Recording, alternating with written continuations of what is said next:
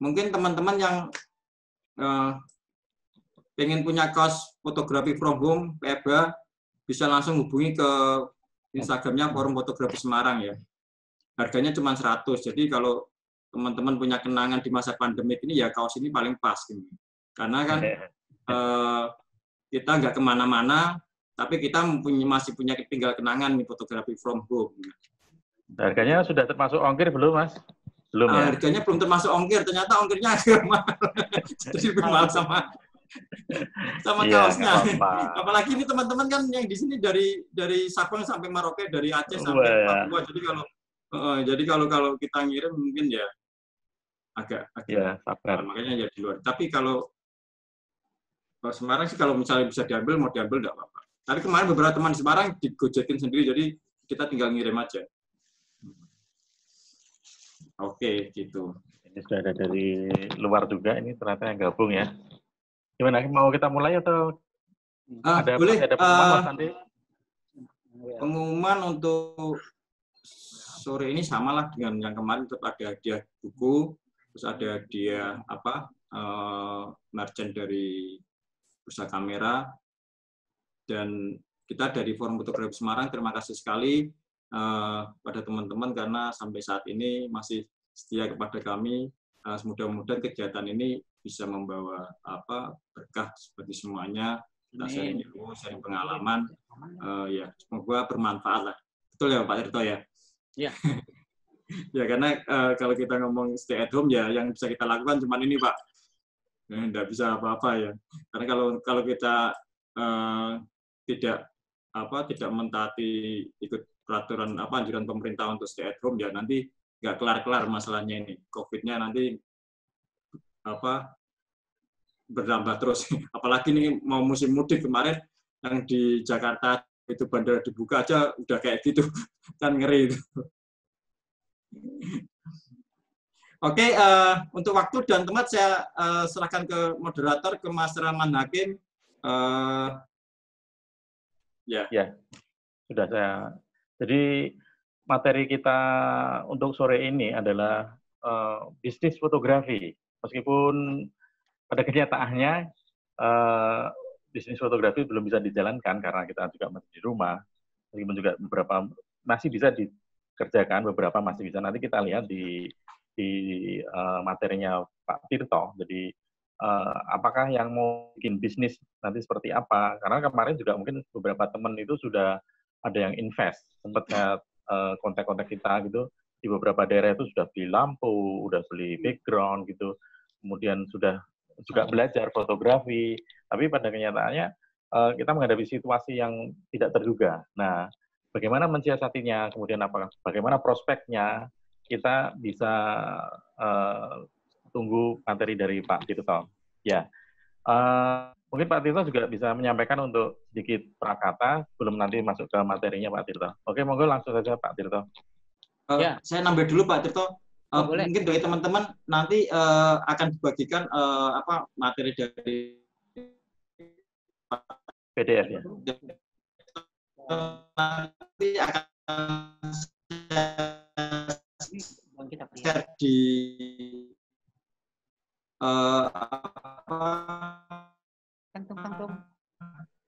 ya PDF di share file ya di bawah ini nanti disilakan download aja sendiri. Oke.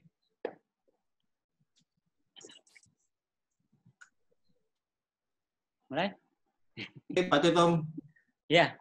Assalamualaikum teman-teman semua. Selamat sore, selamat berpuasa, selamat prihatin karena corona. Sebelumnya saya minta izin sama Pak Imam. Pak Imam, saya izin ya Pak Imam. Ya, Pak Imam, selamat sore Pak Imam. Maaf, yang saya kenal nih Mas Ari. Mas Ari dari tadi siang sudah WA ke saya. Mau nanya jam berapa gitu. Ini ternyata hadir dia Mas Ari. Untuk teman-teman yang lain, terima kasih banyak. Saya Tirto, saya fotografer. Hidup saya dari motret. Saya fotografi itu pekerjaan, bukan hobi. Hobi saya ngajar. Ya, jadi kalau orang itu kan hobi fotografi, kalau saya fotografi itu pekerjaan saya. Saya cari uangnya dari situ. Nah, saya akan bicara tentang bisnis fotografi karena beberapa tahun yang lalu saya menulis buku tentang bisnis fotografi bagaimana memulainya dan itu cukup menarik. Nah, ini lagi saya tulis ulang edisi keduanya, tapi alhamdulillah ada corona, jadi kasus baru gitu loh. Nah, di corona ini banyak teman-teman yang fotografer itu ngeluh di Facebook. Wah, kita nggak dapat order, kita nggak bisa ini, nggak bisa itu. Ya, nah, kenapa begitu? Nah, ini akan saya bahas. Ya, sebetulnya kita bisa, fotografi itu bahan dasar. Jadi kita selama ini di bisnis fotografi baru mengerjakan satu bidang, jual jasa. Kita belum jual karya. Nah, yang mau saya bahas adalah gimana kita jual karya. Kalau jual jasa kayak Mas Roy genggam, studionya berhenti dulu, Mas Eki juga pending, ya terus teman-teman fotografer wedding, food segala macam semuanya serba tertunda karena kliennya nggak berani deket-deket. Perekonomian kita jadi nggak jalan dengan baik. Nah, ini saya ngalamin 98, krisis ekonomi di Indonesia, tidak ada order untuk seorang fotografer. Tapi saya masih survive, karena saya jual stok gambar. Banyak advertising minta saya stok gambar untuk iklan, untuk background billboard, untuk kalender, segala. Saya hidup dari situ. Nah, ini yang akan saya coba ceritakan pada teman-teman. Saya berbagi cerita. Nanti mungkin teman-teman bisa banyak kita, ya saya nggak monolog ya, jadi teman-teman juga bisa bertanya atau memberi masukan kepada saya. Oke, Mas Hakim, bisa dimulai? Ya, langsung saja. Oke, ya sebentar ya. Mungkin share screen di Pak Tirto. Ya, bentar.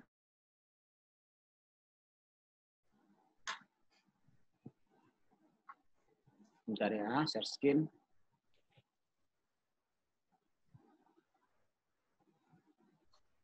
Nah, kelihatan teman-teman? Nah, masih delay. Ya, oke. Ya, ini buku saya.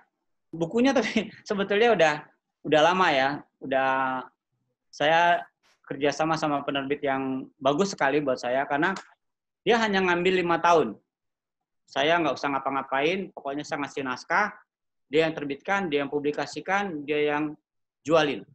Saya selama 5 tahun hanya dapat royalti per bulan. Ya lumayan lah royaltinya. Dan setelah 5 tahun, haknya semua kembali ke saya. Ya, jadi buku ini sekarang jadi milik saya lagi semuanya, hak-haknya. Nah, ini lagi sedang saya coba tambahkan beberapa bab, karena ya di era sekarang tuh kita bisa jualan dengan sangat leluasa sekali, nggak seperti zaman dulu gitu ya.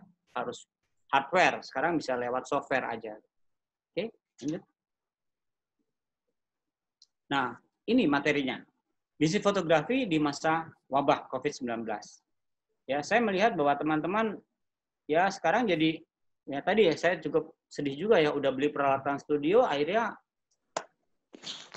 nggak bisa ngapa-ngapain juga gitu loh. Ya, oke. Ya, bisnis fotografi apa masih menjanjikan? Nah, kita nggak tahu ini corona ini sampai kapan gitu loh. Kalau berkepanjangan kan cilaka buat kita. Studio kita bisa jadi sarang laba-laba nanti gitu. Ya, bisa nggak kepake.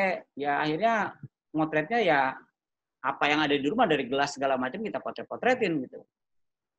Gitu ya. Nah, ini. Apa yang dimaksud dengan bisnis fotografi? Itu yang kadang-kadang kita tanpa sadar melakukan, tapi kita nggak tahu sebenarnya apa sih yang kita kerjakan. Gitu. Bisnis fotografi itu apa gitu. Lalu apa yang dijual di bisnis fotografi? Ya mungkin teman-teman sudah melakukan, tapi saya nggak. Ya, nanti kita lihat. Maaf, masih bagus suara saya? Masih, Pak. Oke, karena di sini ada tulisan connector nggak bagus gitu loh. Aman. Oke. Soalnya jauh dari Mabes, ya. Ini, saya ngambil dari buku-buku bisnis fotografi, akhirnya saya simpulkan, bisnis itu bekerja menjual produk dengan tujuan mencari keuntungan. Saya tambahkan, tanpa menipu. Jadi kita kalau kerja jangan menipu, jangan mendramatisir segala macam, apa adanya aja, jujur. Fotografi salah satu media ekspresi konsep visual melalui penguasaan teknik fotografi menjadi gambar atau foto. Nah, yang repotnya ya yang memiliki informasi. Jadi kalau foto itu nggak ada informasi apa-apa, ya sayang sekali gitu. Ya, oke. Jadi bisnis fotografi adalah bekerja menjual fotografi dengan tujuan mencari keuntungan tanpa menipu. Itu menurut saya. Ya, teman-teman, Mas Hakim, boleh kan kalau teman-teman ada yang langsung nanyanya di chat ya? Nanya di chat nanti saya. Bapak nanti langsung tinggal Iya, Pak. iya, oke. Kalau bisa baca, nggak apa-apa. Ya. Lanjut ya. Nah, apa yang dijual di bisnis fotografi? Kita kadang-kadang bingung. Apa sih yang kita jual? Ya, saya membagi dua. Apa yang kita jual di bisnis fotografi? Jual jasa dan jual karya.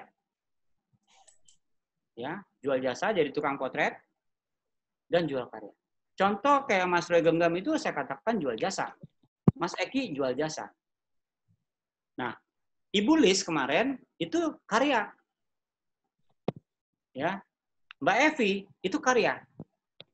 Karena mereka bekerja nggak ada yang minta gitu. Oke, lebih jelasnya ini, jual jasa bekerja menggunakan kemampuan teknik fotografi, keterampilan fotografi sebagai alat kerja untuk menerjemahkan keinginan klien menjadi sebuah foto atau gambar.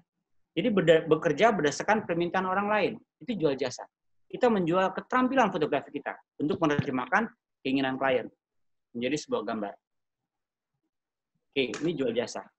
Apa sih yang dijual jasa? Ini. Jadi wedding fotografi, pre-wedding fotografi, fashion fotografi, model, jurnalis, food fotografi, still life, interior, exterior, corporate, dokumen. Ini saya katakan menjual kemampuan teknik fotografi, jual jasa. Nah, jual karya apa? Bekerja menggunakan kemampuan teknik fotografi sebagai alat kerja untuk menerjemahkan keinginan diri sendiri. Ya, keinginan diri sendiri. Kalau tadi kan keinginan orang lain. Ini keinginan kita sendiri menjadi sebuah foto atau gambar, bekerja bukan berdasarkan permintaan orang lain atau klien. Itu intinya kalau karya. Ya, jadi ini bedanya. Oke. Ya, ini jual karya. Stok fotografi, selama nggak ada yang menugaskan, nggak ada yang suruh, bukan on assignment, itu saya katakan hasilnya adalah karya kita sendiri. Art fotografi atau foto sebagai elemen estetis ruang, hiasan, dan fotobook. Nah, ini semuanya harus foto kita sendiri. Kita sendiri yang berpikir. Tidak ada campur tangan orang lain di sini. Ya. Nah, di bisnis fotografi apa yang kita dapat? Kita dapat copyright atau dapat credit title. Nah, ini kadang-kadang kita suka lupa. Kita asik aja dengan dunia fotografi, dapatkan uang segala macam, tapi kita nggak tahu ini hak ciptanya milik siapa. Ya, kita lihat ya.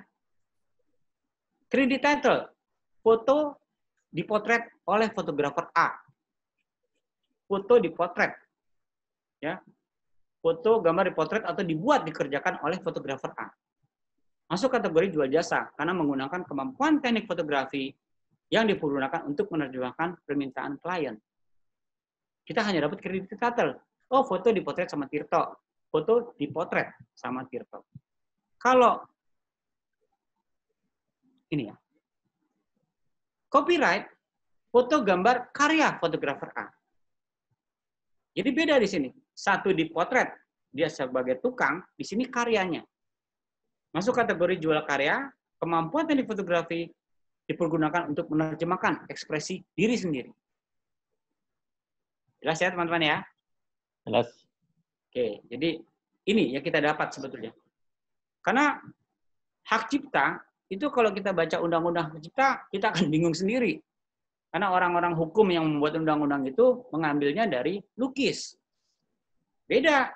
Pelukis sebulan cuma 2 atau 3, fotografer sehari bisa 1000 gambar. Ya, nah, yang kita lihat adalah pada saat kita memotret itu atas permintaan orang atau atas kemampuan kita sendiri.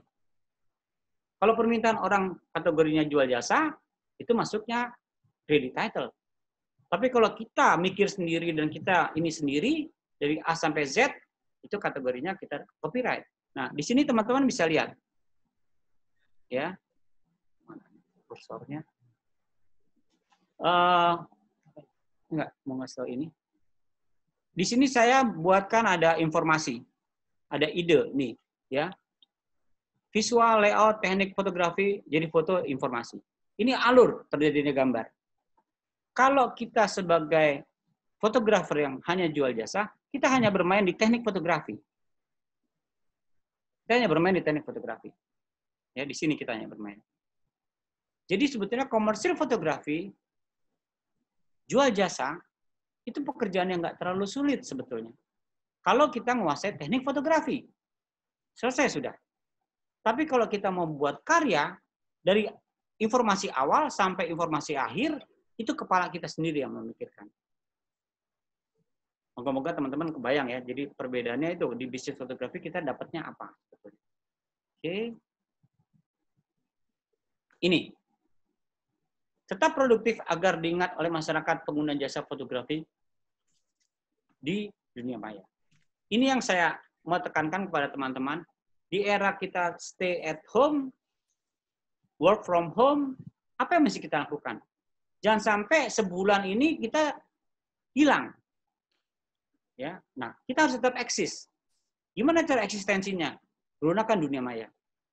Facebook, Instagram, web, dan tetap kita melupakan klien-klien kita bahwa saya masih jadi fotografer loh, walaupun corona gitu. Itu harus kita maintain personal approach-nya. Baik itu kita bisa telepon, kita bisa WA segala macam. Jadi begitu coronanya selesai, pekerjaan masih ada dan kita masih diingat sebagai seorang fotografer. Oke teman-teman? Ini bisnis fotografi jual jasa. Menguasai teknik fotografi itu mutlak. Harus. Kalau nggak menguasai teknik fotografi, ya gitu. Oke, positioning, segmentasi. Kita mau memposisikan sebagai fotografer apa? Segmentasinya kita mengambil bidang yang mana. Nah, ini susah nih, C. Kerja magang. Kerja magang itu penting sebetulnya, karena ini dunia kerja. Kita harus tahu urutannya kayak apa sih di dunia jasa fotografi. Tapi sekarang kita mau magang di siapa? Agak sulit gitu. Walaupun tidak corona, tidak semua fotografer bersedia diganggu oleh orang magang. Ya, itu. Yang ke ABCD, portfolio. Portfolio itu penting sekali. Dulu saya tidak dikenal orang, sampai sekarang juga nggak dikenal orang gitu ya. Saya bikin portfolio dengan bikin album kecil. Album kecil cetak foto 4R. Ya, jadi cukup biayanya cukup lumayan gitu loh. Ke tukang jilid bikin album kecil foto 4R, saya kirim ke advertising. Dari situ. Begitu masuk dunia computerized, portofolio saya bikin dalam bentuk CD. Dengan cover yang ya kayak jualan lah gitu. Lalu masuk lagi ke sini, saya flash disk. Sekarang ada yang kayak kartu nama, itu. Itu saya kirim ke advertising. Jadi kita tetap harus mempublikasikan diri kita. Kita ini siapa gitu. Walaupun saya sampai sekarang masih melakukan itu. Jadi ya lucu-lucuan aja lah. Dan kita harus perhatikan juga lingkungan. Lingkungan kita bagaimana? Lingkungan teman-teman kita bagaimana? Nah, ini lingkungan ini adalah pasar. Ini kalau kita mau jual jasa. Promosi jangan kejebak. Pasang iklan di media cetak kadang-kadang tidak menguntungkan. Ya, yang paling menguntungkan promosi adalah kita langsung. Kalau dulu ada buku telepon yang tebal sekali. Nah, saya dulu tuh lihat buku telepon. Cari. Ya, cari pabrik, saya kirim. Itu promosi saya. Jadi, sekarang mungkin ya saya belum tahu lagi nih pengganti buku telepon apa ada yang lebih gampang atau enggak gitu. Networking penting. Ya, ini jual jasa. Nah, kalau jual karya bagaimana? Nah, Lewat dunia maya sekarang. Dulu saya jual karya, stok-stok foto, tahun 80-an sampai 90, pokoknya belum masuk era digital, itu semua saya cetak, semua saya kirim ke advertising. Saya bikin gimana caranya mereka tahu saya punya stok gambar. Stok-stok gambar saya memang saya konsentrasinya hanya Indonesia. Baik itu budaya, alam, ya segala macamnya pokoknya Indonesia. Saya cuma mau mengkondisikan bahwa advertising tahu bahwa saya punya stok-stok gambar. Itu. Nah, 98 saya mengalami aman. Walaupun nggak ada order motret, tapi orang pada beli stok sama saya. Ya. Nah, sekarang udah nggak begitu saya. Saya pakai lewat dunia maya. Lewat Instagram, lewat Facebook. Website saya ya nggak keurus, akhirnya kalah sama Instagram dan Facebook. Kita bikin pameran. Saya berapa kali ikut pameran dan alhamdulillah gambarnya, fotonya terjual. Ya. Nah, networking juga penting. Networking itu jaringan yang harus kita jaga. Oke, teman-teman. Nah, bagaimana membuat harganya? Kalau jasa tuh harga jasa dan harga produksi. Saya selalu wanti-wanti pada teman-teman yang jual jasa, jangan digabung harga. Pisahkan antara jasa dan produksi. Kalau stok, sekarang harganya per resolusi. Kalau dulu saya jualnya tergantung penggunaan gambar. Oh ini untuk billboard, oh ini untuk cover majalah, oh ini. Dulu saya ngitungnya per milimeter kolom. Sekarang udah enggak. Karena jualnya digital, saya per resolusi. Cuman small, medium, large. Ya, itu aja. Harganya beda. Nah, kalau saya jualnya di dunia maya, mau nggak mau saya pakainya dolar harganya. Saya nggak peduli yang beli orang Indonesia, karena masuk dunia maya itu internasional. Ya, nanti kalau mau rupiah ya tinggal dikali rupiah aja. Jadi saya tetap sekarang di dunia maya saya jualnya dolar. Oke ya. Nah, kalau karya itu kita agak bingung. Karena ada harga rasional saya katakan. Kalau saya cetak foto di atas kanvas, orang menilainya kan harga produksi berapa sih bikin kanvas, paling nggak lebih dari 1 juta gitu. Ya, kalau kita hanya jual karya seperti itu, ya jangan jualan. Karya itu ada harga rasional, harga yang apa ya, tidak tertulis tapi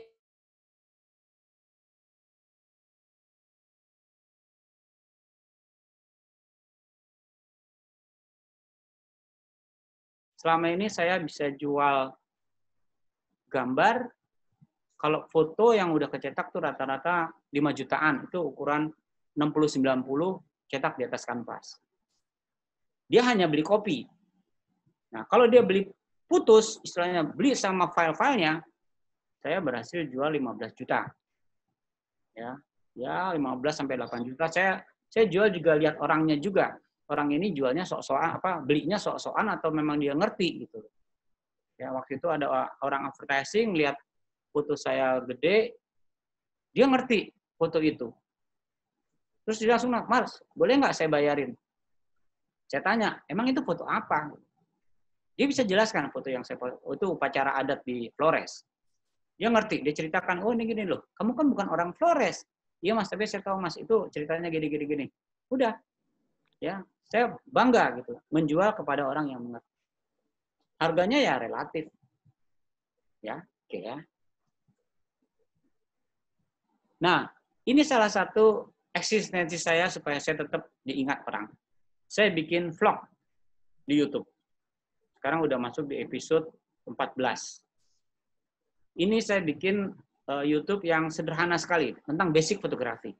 Jadi ngomongin diafragma, ngomongin lighting, ngomongin speed, ngomongin asa, sampai ada komen, "Mas, kalau bikin vlog kayak gini sih semua orang juga udah bisa gitu loh." Ya saya bilang, ya nggak apa-apa. Untuk yang udah bisa, ini anggap aja refreshing. Tapi untuk yang belum tahu, silahkan. Ini saya bikin hanya supaya saya tetap dianggap, oh masih ada ya Tirto gitu. Ya, jadi saya nggak jadi hilang gitu. Ya. Oke. Ini stok foto saya yang saya jual di Instagram. Judulnya stok foto _Indonesia. Ya, teman-teman bisa lihat apa isinya, kira-kira isinya ini. Ya.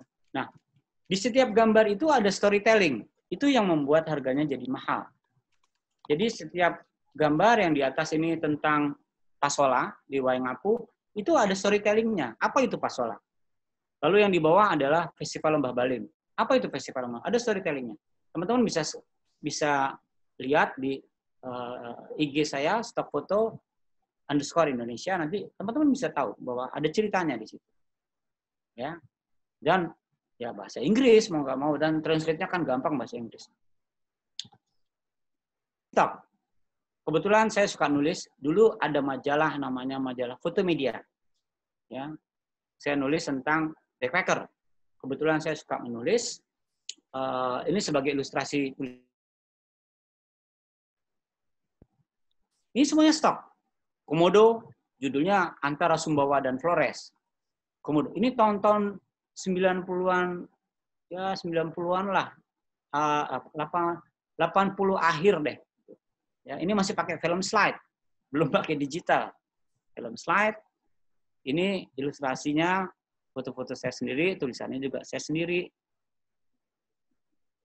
Ya. Oke. Nah, kalau teman-teman lihat ada ini kan, ada yang ganggu nggak nih? Watermark namanya. Watermark ini saya buat. Nanti kalau teman-teman buka Stock Foto _Indonesia, pasti ada watermarknya. Saya menghindari pencurian. Kalau udah dicuri, repot urusannya. Kita ikhlasin aja. Ya. Nah, untuk menghindari itu, saya kasih watermark.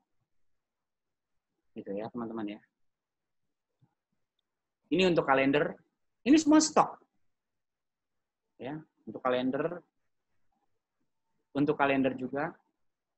Ya, stok. Ini untuk billboard pinggir jalan. Ya, semen Gresik. Ini semuanya stok, kecuali gambar tangan. Gambar tangan saya foto di studio.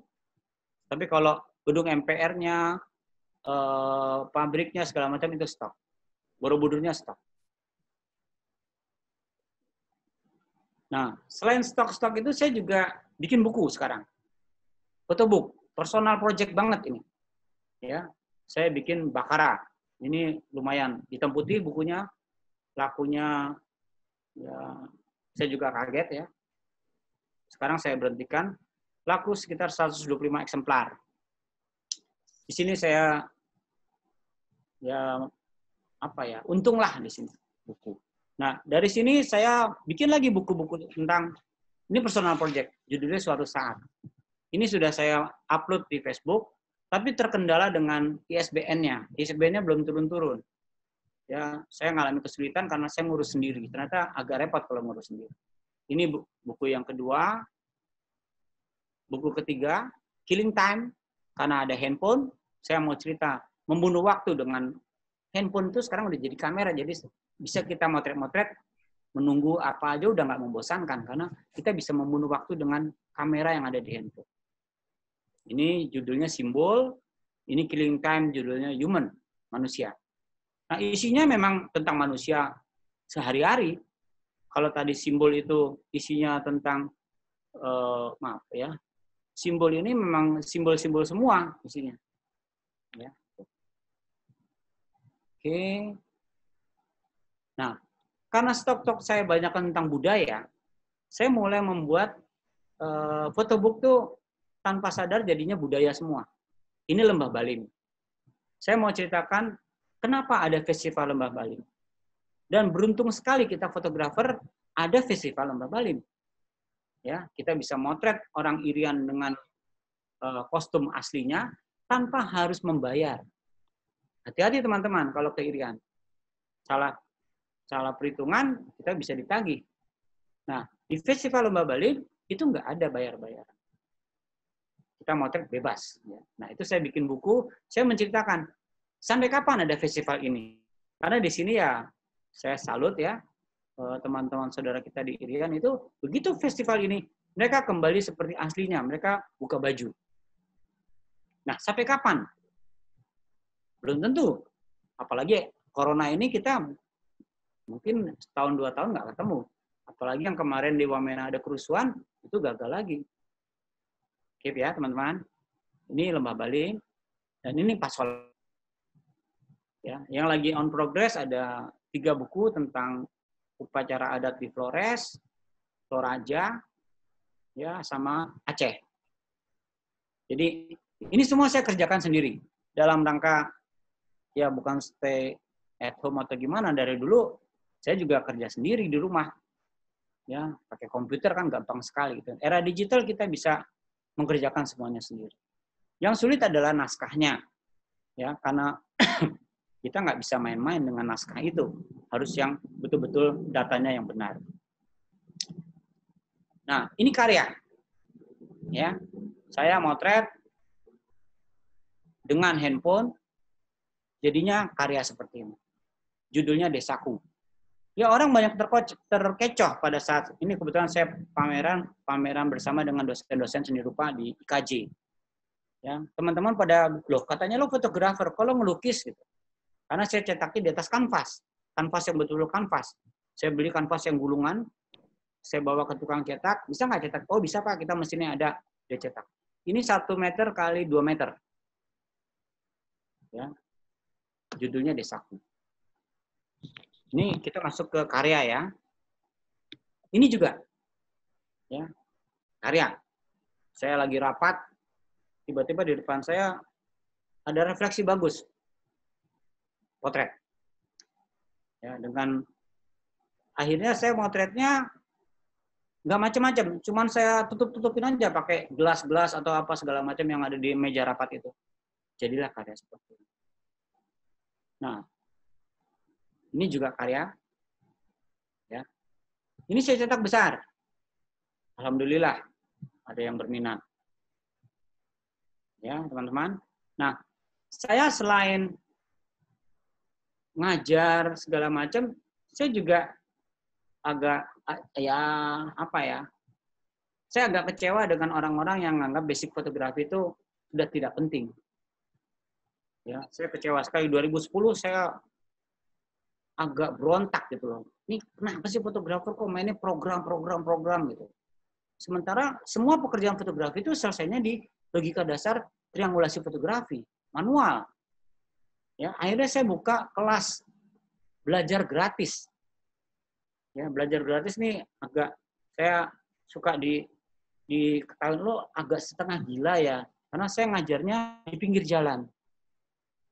Ini ruang kelas saya di Cikini.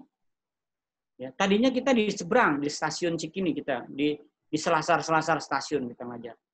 Stasiunnya dibongkar, kita digusur, udah kita kembali lagi di pinggir jalan. Di trotoar ini saya ngajar basic fotografi, ya. Kayak gini teman-teman.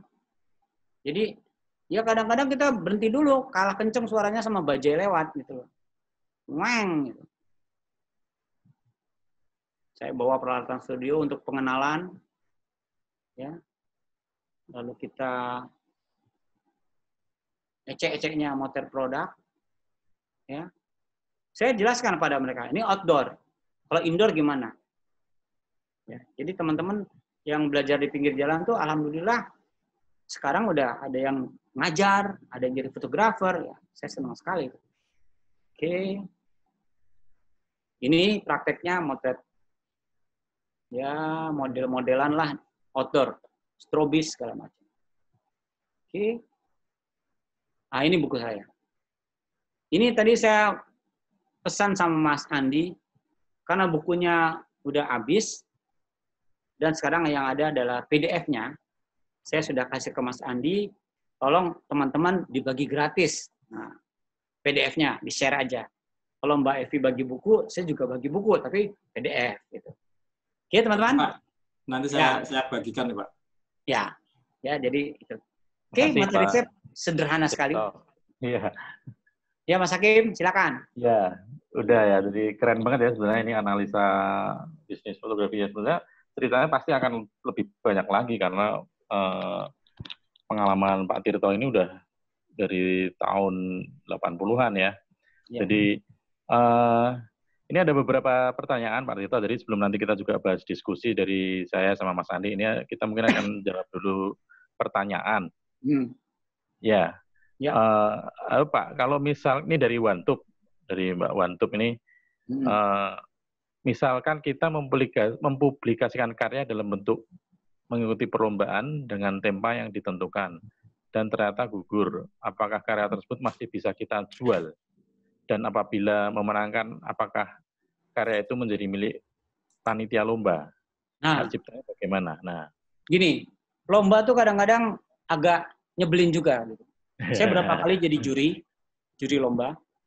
Pada saat saya diminta jadi juri lomba, saya tanya, ada persyaratan nggak yang menyatakan bahwa foto menjadi milik panitia? Saya tanya sama panitianya gitu.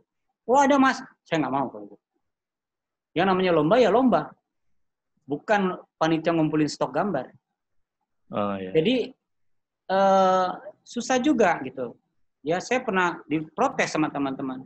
Ya kan kita butuh eksis Pak, kita butuh tampil. Ya benar, kalian silakan aja ikutin lomba. Ya, bisa-bisa pemenang lombanya gambarnya apa, yang jadi iklan gambarnya siapa. Itu sering terjadi. Ya, saya berapa kali ditolak jadi juri karena saya nanya, ada nggak persyaratan itu? Ada Pak. Wah, saya nggak mau. Bahwa orang tuh kalau mau dipakai gambarnya untuk iklan, dibayar lagi dong. Masalah dia menang lomba, itu lain urusan. Betul. Ya, itu. Jadi saya selalu tekankan, tapi banyak teman-teman fotografer yang, ya kan Pak Tito tenang aja udah senior gini. Lo bukan itu. Nanti begitu kamu kepetok gambarmu nggak menang, tapi gambarmu jadi brosur atau gimana, kan repot kan gitu. Ya karena kan perusahaan itu kan menentukan pimpinannya. Kita juri lomba kan outsider. Kita melihat dari fotografinya, tapi begitu selera Pak Direktur, oh yang ini nih bagus nih buat brosur kita. Padahal dia nggak menang, kan cilaka itu. Ya, jadi saya selalu menanyakan pada panitia. Kalau panitianya bilang, oh nggak ada Pak, ini nanti ada peraturannya kalau mau dipakai kita izin lagi ini, itu boleh. Saya baru saya mau jadi. Jadi kalau kita ikutin lomba foto dan gugur, foto itu tetap milik kita. Kita mau ngapain aja silakan. Memang temanya tema dari pesanan lomba ya. Lomba kan biasanya ada tema kan. Foto kita kan menerjemahkan tema lomba itu. Ya, itu masih saya katakan itu karya kita sendiri. Itu kira-kira Mbak Wantup ya. Ya. Jadi Mbak Wantup kan ada tuh rambutnya panjang. Ungu ya. Pertanyaan berikutnya ini mengenai standar harga di small, medium, large. Ya. Itu sudah disepakatan atau bagaimana? Standar harganya tuh pokoknya yang paling mahal tuh, aduh, ada. Atau mungkin rate-nya paling murah berapa, paling mahal berapa Pak yang sudah selama ini? Yang paling mahal tuh saya jualnya sekitar 5 jutaan. Ya, 5 juta tuh ya? Resolusinya gede. Karena saya jualnya sekarang per resolusi. Jadi prosesnya gini, jual foto stok itu macam-macam ya orang. Ada orang-orang yang nitip gambar ke sebuah lembaga, entah itu Shutterstock kayak apa, Image Bank kayak apa segala macam. Tapi saya dari dulu nggak pernah mau nitipin gambar saya di sana. Karena saya anggap itu seperti mereka warung yang nggak punya barang. Ya, mereka ngumpulin dari fotografer. Ya, saya punya barang, kenapa saya titip orang jualin? Saya ada jual sendiri. Waktu zaman film slide yang seperti di belakang saya ini, itu saya jualnya sendiri. Dengan aturan-aturan yang, ya kalau mau ikutin aturan saya, silakan cari toko sebelah. Itu. Nah, di era digital, teman-teman bisa lihat di stok foto itu saya jualnya nanti begitu dia minta, saya kasih. Ini regulasinya. Ya, regulasinya jelas, dia setuju, baru harganya. Dan saya nggak mau kirim barang. Ya agak jelek ya, tapi saya nggak mau ada urusan. Situ transfer uang, saya kirim gambar by email. Jadi saya berapa kali mengalami bahwa pembayaran agak ngaco. Jadi saya sekarang, oke, setuju gambar saya, iya Pak, bisa dikirim nggak? Transfer dulu. Uangnya, baru saya kirim gambar. Kan ya selisihnya paling cuma 10 menit, dia transfer uang ke ATM saya lihat udah masuk, saya email ke dia.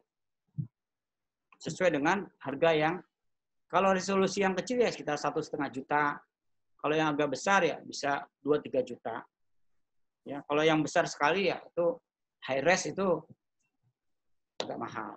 Kalau dia beli sampai filenya, saya kebetulan selalu motret pakai file raw. Ya. Jadi nggak ada turunannya. Jadi kalau saya beli semuanya partikel, jadi partikel udah nggak punya gambar itu lagi. Oke, itu bisa. Ya, yang terakhir saya jual 15 juta. Tapi jarang lah orang gila kayak gitu beli. Tapi nggak juga sih ya. Dia pakai akhirnya gambarnya untuk cover, untuk tas, untuk segala macamnya gambar itu. Jadi dia nggak mau pusing. Itu kira-kira. Jelas ya? Iya. Ya. Oke. Sebenarnya pasti pertanyaan nyambung tadi ya. Jadi di mana Pak Tirto menawarkan foto-fotonya? Itu tadi pertanyaan siapa ya? Ya. Ya. Saya mulainya dari tahun 80-an ya. Jadi keuntungannya adalah, dan itu kita harus hati-hati. Begitu saya kirim portofolio saya tentang stok-stok gambar saya ke advertising, dan advertising beli saya atau sewa ke saya, itu dia akan cerita kepada teman-teman advertising yang lain. Ada lo kalau mau cari stok gambar tarian, dia punya. Oh, lo mau cari stok alam, dia punya. Akhirnya saya dikenal orang, advertising, nyari stok ke saya. Nah, itu akhirnya berkembang.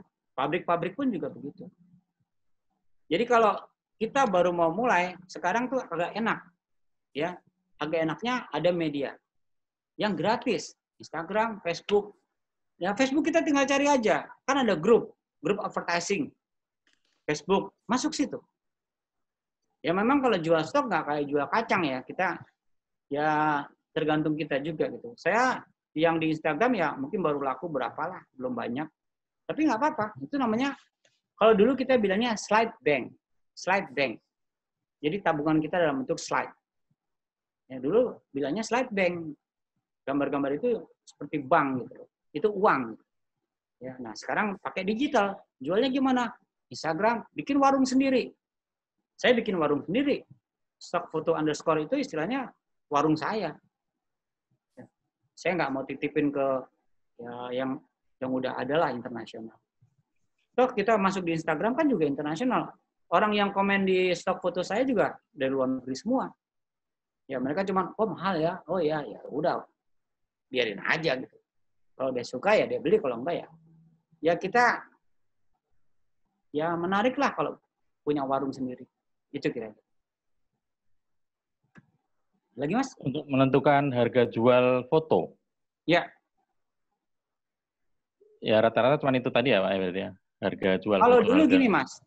Dulu waktu pakai slide, itu ngitungnya adalah harga slide itu berapa produksinya. Jadi saya pergi rata-rata kalau bikin stok tuh ke satu lokasi di Indonesia itu bisa sebulan, itu udah rata-rata sebulan lah. Gitu. Flores sebulan, dari ujung ke ujung bikin stok. Itu saya dulu bawa 200 roll film slide, itu pulang 200 roll. Nah itu dulu lebih tegang. Lebih tegangnya apa? Karena saya mesti nunggu cahaya yang bagus, mesti exposure-nya benar, karena slide cuma 36 gambar. Ya. One shot, Itu paling enggak satu roll itu yang bagus sekitar bisa 20 gambar itu udah waduh udah hebat banget gitu. Ya, jadi taruhlah hitung 200 gambar 200 roll saya pergi, saya bisa bawa pulang satu rollnya itu 20 gambar, berarti 200 kali 20, 4.000 gambar. Nah, 4.000 gambar berapa biaya saya sebulan? Taruhlah saya sebulan Flores itu ngabisin 10 juta. Saya hitung, satu keping slide ini berapa cost production-nya? 10 juta saya bagi 4.000. Kurang lebih berapa? 2.500 kira-kira. Nah, 2.500 itu harga dasar. Kalau dulu zaman slide saya ngitungnya penggunaan. Mau buat apa? Oh, buat kalender Pak Tirto. Oke, berarti satu gambarnya 2 juta ya. Dari mana datangnya? Saya ngitungnya minimum eksemplar. Cetak. Minimum eksemplar kalau cuma 500.000 kali 2.500. Itu harga jual. Nah, itu dulu. Kalau sekarang resolusi. Ya, resolusi. Nah, tetap harus saya hitung cost-nya dulu berapa deh. Jadi harga jual saya tuh ada perhitungan yang nggak berdasarkan feeling gitu. Tapi sekarang saya jatuh lebih murah dengan era digital. Karena saya bisa pergi sebulan bawa 500 giga hard disk, itu pulang paling rata-rata ngabisin 400 giga. Kalau 1 giga 100 gambar aja, atau 1 giga 50 gambar kan, wah banyak sekali. Dan itu pasti gambar yang bagus-bagus. Karena begitu di lokasi kan kita bisa lihat, aduh nih kurang bagus nih. Kalau zaman dulu nggak bisa, Mas. Tinggal diulang ya, Pak. Mesti mikir, bagus nggak ya? Gitu. Ya, gitu. Ya, karena film kan. Nah, sekarang di era digital, saya lagi mencoba keliling lagi, mengulang. Dan juga kebetulan saya punya alat copy, slide-slide yang bagus itu saya copy. Ini ini alat copy saya. Ya. Nah, slide-slide yang bagus saya copy. Saya jadikan digital. Saya potret dengan file RAW. Jadinya bagus sekali. Jadi slide-nya taruh di depan sini, ini nyambung ke kamera, jebret. Ya, kameranya kamera yang full frame. Kalau nggak full frame, dia kena cropping factor, ya gambarnya jadi kecil-kecil. Nah, jadi saya sekarang sedang mencortir kayak Bromo misalnya. Ngapain saya pergi ke mall lagi, mau pakai slide? Nah, saya copy aja, jadikan digital. Gitu. Ya dulu ini harganya murah sih. Zaman-zaman itu sekitar 300 ribuan. Tapi nggak tahu sekarang ada yang jual apa enggak. Keuntungannya saya, ini bisa mountingnya bisa untuk body kamera saya. Ya. Gitu, Mas. Oke, nanti ini pertanyaannya ngalor ngidul Pak. Jadi kadang ada yang ke sana, ada yang ke sini karena tadi ada bikin buku dan sebagainya. Ini ada pertanyaan dari Hasan Tribuana. Saya lihat semangat dan kreativitas Pak Tito sebenarnya tidak ada henti. Apakah ada masa-masa jenuh, Pak? Bagaimana cara mengatasinya? Dan dalam bisnis fotografi, tata kelola mood fotografer ini gimana nih? Dari sisi seniman, agar bisa konsisten dan komit terhadap pekerjaan, tapi juga dan juga karya. Ya, jenuh ada pasti. Ya, kalau jenuh jangan kerja. Ya, kalau jenuh jangan kerja, pasti jelek hasilnya. Ya, jangan. Jenuh, ya udah. Nikmatin kejenuhan itu nonton bioskop. Ya, jadi kita jenuh tuh jangan istilahnya keluar dari kejenuhan kita maju berapa langkah gitu. Ya, jangan jenuh terus kita mundur. Ya, saya biasanya kalau jenuh saya baca buku. Buku apa aja? Fotografi kayak apa, kayak sejarah buku saya baca. Ya. Nah, ya itu paling lama kejenuhan saya paling lama seminggu lah gitu. Ya, atau saya pergi naik gunung. Tapi ya kalau pergi naik gunung kan bawa kamera juga kan. Ya, juga. Ya, tapi ya bawa kamera tapi kadang-kadang saya pernah pergi nggak motret. Ya karena bawa aja, tapi karena kepala saya lagi nggak bagus buat motret ya kamera tetap saya bawa. Jadi kejenuhan tetap ada. Gimana ngatasinya? Isi kejenuhan itu dengan hal-hal positif. Begitu jenuhnya hilang, kita loncat ke depan. Itu kira-kira. Ya. Nah, terus kalau apa tadi tata kelola? Ya, tata kelola moodnya ya. Karena kan kita seniman, ini kan ada kadang jual jasa, ada jual karya. Susah ya, Mas. Karena kalau fotografi kan sebetulnya pelukis gagal. Fotografi kan pelukis gagal. Iya kan? Dia nggak bisa ngelukis, akhirnya pakai kamera gitu. Jadi di seorang diri ada sense of art-nya. Ya, pasti ada itu. Nah, kapan kita pilah-pilah? Ya, saya memilahnya kalau lagi cari uang ya kita kerja dengan kamera kita. Tapi begitu nggak nyari uang, ya kita jalan-jalan sama kamera kita. Saya terbiasa sampai sekarang, saya lebih banyak sebetulnya apa ya istilahnya, spesialis saya adalah industrial fotografi, motif pabrik. Ya, saya motif pabrik, dapat uang, uangnya saya pakai untuk bikin stok. Lalu saya keliling-keliling Indonesia, ya pokoknya ada upacara adat saya kejar. Ya, jadi kerjaan saya cuma itu, motret pabrik dapat uang, saya pakai uangnya untuk bikin stok. Jadi kita kepalanya balance gitu. Pada saat bikin stok saya merasakan kebebasan sekali karena nggak ada yang nyuruh, nggak di samping saya tidak ada klien. Ya kan klien kan maharaja itu kan. Ya, ini saya bebas gitu. Mau motret pagi hari, siang hari segala macam itu bebas. Nah, di situ kita harus pilah gitu. Kapan saya main-main sama kamera saya, kapan saya kerja dengan kamera saya. Itu yang harus kita. Ya, kalau dibilang fotografer itu seniman, ya iyalah orang itu pelukis gagal kok gitu. Kalau dibalik orang pelukis itu apa orang yang nggak punya kamera gitu ya? Ya boleh dibilang begitu karena kan fotografos kan. Kalau kita lihat sejarahnya kan, ya obscura itu kan pada saat si Alzheimer itu bikin kamar gelap itu kan itu dipakai oleh para pelukis zaman Renaissance untuk mendapatkan gambar yang perfect. Akhirnya ruang yang dibikin sama Alzheimer itu berkembang mengecil jadi kamera. Gitu kira-kira. Ya, ini agak belok lagi. Ini bantu nanya Pak, cover bukunya itu kan uang 100.000 yang dimasukkan ke gelas itu ya. Ya.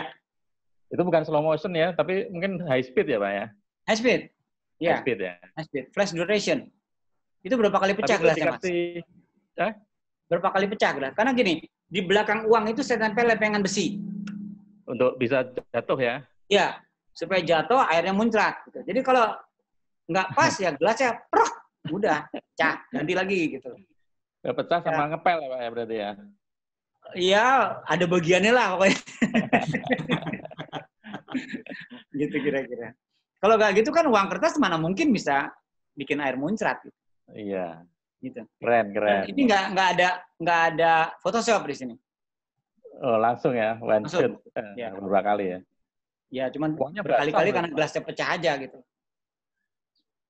Gitu Mas. Ya, oke. Bentar, ini ada pertanyaan. Tuh tadi udah dijawab ya, misalnya kayak seringnya foto yang dijual permintaan dalam bentuk RAW atau JPEG. Kalau Pak Tirta berarti motretnya tetap dengan dua format ya, RAW dan RAW aja. RAW aja. Pakai JPEG. RAW aja. Saya pakai JPEG kalau ada pekerjaan komersil. Contoh, saya terakhir-terakhir ini dapat sering pekerjaan meliput test drive mobil. Test drive mobil itu yang apa istilahnya, yang ngetes itu mobil baru itu adalah wartawan. Ya, jadi saya untuk menyediakan foto untuk wartawan dan untuk corporate-nya perusahaan mobil itu. Nah, di sini pakai dua, RAW JPEG. RAW-nya nanti untuk kebutuhan corporate, JPEG-nya untuk kebutuhan wartawan. Langsung ya. Karena begitu selesai wartawan, Mas minta fotonya dong. Kadang-kadang wartawan ya ada beberapa yang udah, Mas gue minta nanti pada saat nikung ya, pada saat gini ya. Nah itu biasanya saya kasih, tadinya saya kasihnya JPEG-nya yang agak bagusan, tapi Mas jangan gede-gede, gue ngirimnya susah ntar. Akhirnya JPEG yang basic sekali. Ya. Jadi kapan saya pakai JPEG? Kayaknya hanya pekerjaan itu. Kalau yang lain, wedding aja saya kadang-kadang dapat pekerjaan wedding orang kawinan itu pakai RAW juga gitu. Ya, jadi saya anjurkan teman-teman motret pakai RAW. Karena kalau kepleset under atau over masih bisa di-adjust. White balance yang ngaco bisa di-adjust. Gitu. Itu kira-kira. Menarik ya. Jadi tadi sudah ada beberapa cerita. Saya ingin mengulik Pak Tirta lebih dalam ini. Jadi boleh dong cerita dari awal dulu. Misalnya kita sebut merek nggak apa-apa. Jadi dulu pertama mungkin pakai kamera apa, kemudian sudah digital ini pakai kamera apa, dan sekarang ini mungkin sudah pakai kamera apa. Nggak apa-apa. Ya, dari dulu saya jujur ya, saya dari dulu sampai sekarang pakainya Nikon. Ya. Jadi analog sudah ada digital, Nikon ya? Ya, Nikon, saya Nikon. Dari mulai FM, FE, F3. Saya kamera yang pertama saya beli dengan uang saya adalah FM 10. FM2. Pak. FM2 yang Legend, Legend FM2. Ya, itu wah bangga banget tuh bisa pakai motor drive, wah berisik banget. Oh iya. MD12 ya. ganti pakai F2. F2. F2AS. Ya, yang lebih kuno sebetulnya. Ya, tapi udah auto ya. Udah. Itu berat banget, Mas. Baterainya 10. Itu saya pakai 98. 98 saya pakai itu. Buat motret demo-demo, itu enak banget tuh, getok kepala orang. Iya, kepala orang depan saya itu kalau nggak mau nunduk, getok aduk. Dia kan, oh sorry ya. Dia nggak bisa marah juga kan, tapi kan itu besi semua. Lalu masuk di auto, pakai F4. F4, oke. Ya, pakai F4. Terus ganti F4 pakai F90. Oh, F90 agak turun dikit mestinya ini ya. Pokoknya yang enak aja lah gitu. Ya, Terus ya, F100. 100. Ya, F100. F5 saya nggak sempat ya karena keburu masuk era digital. Nah, digital saya baru punya digital tuh 2006, Mas.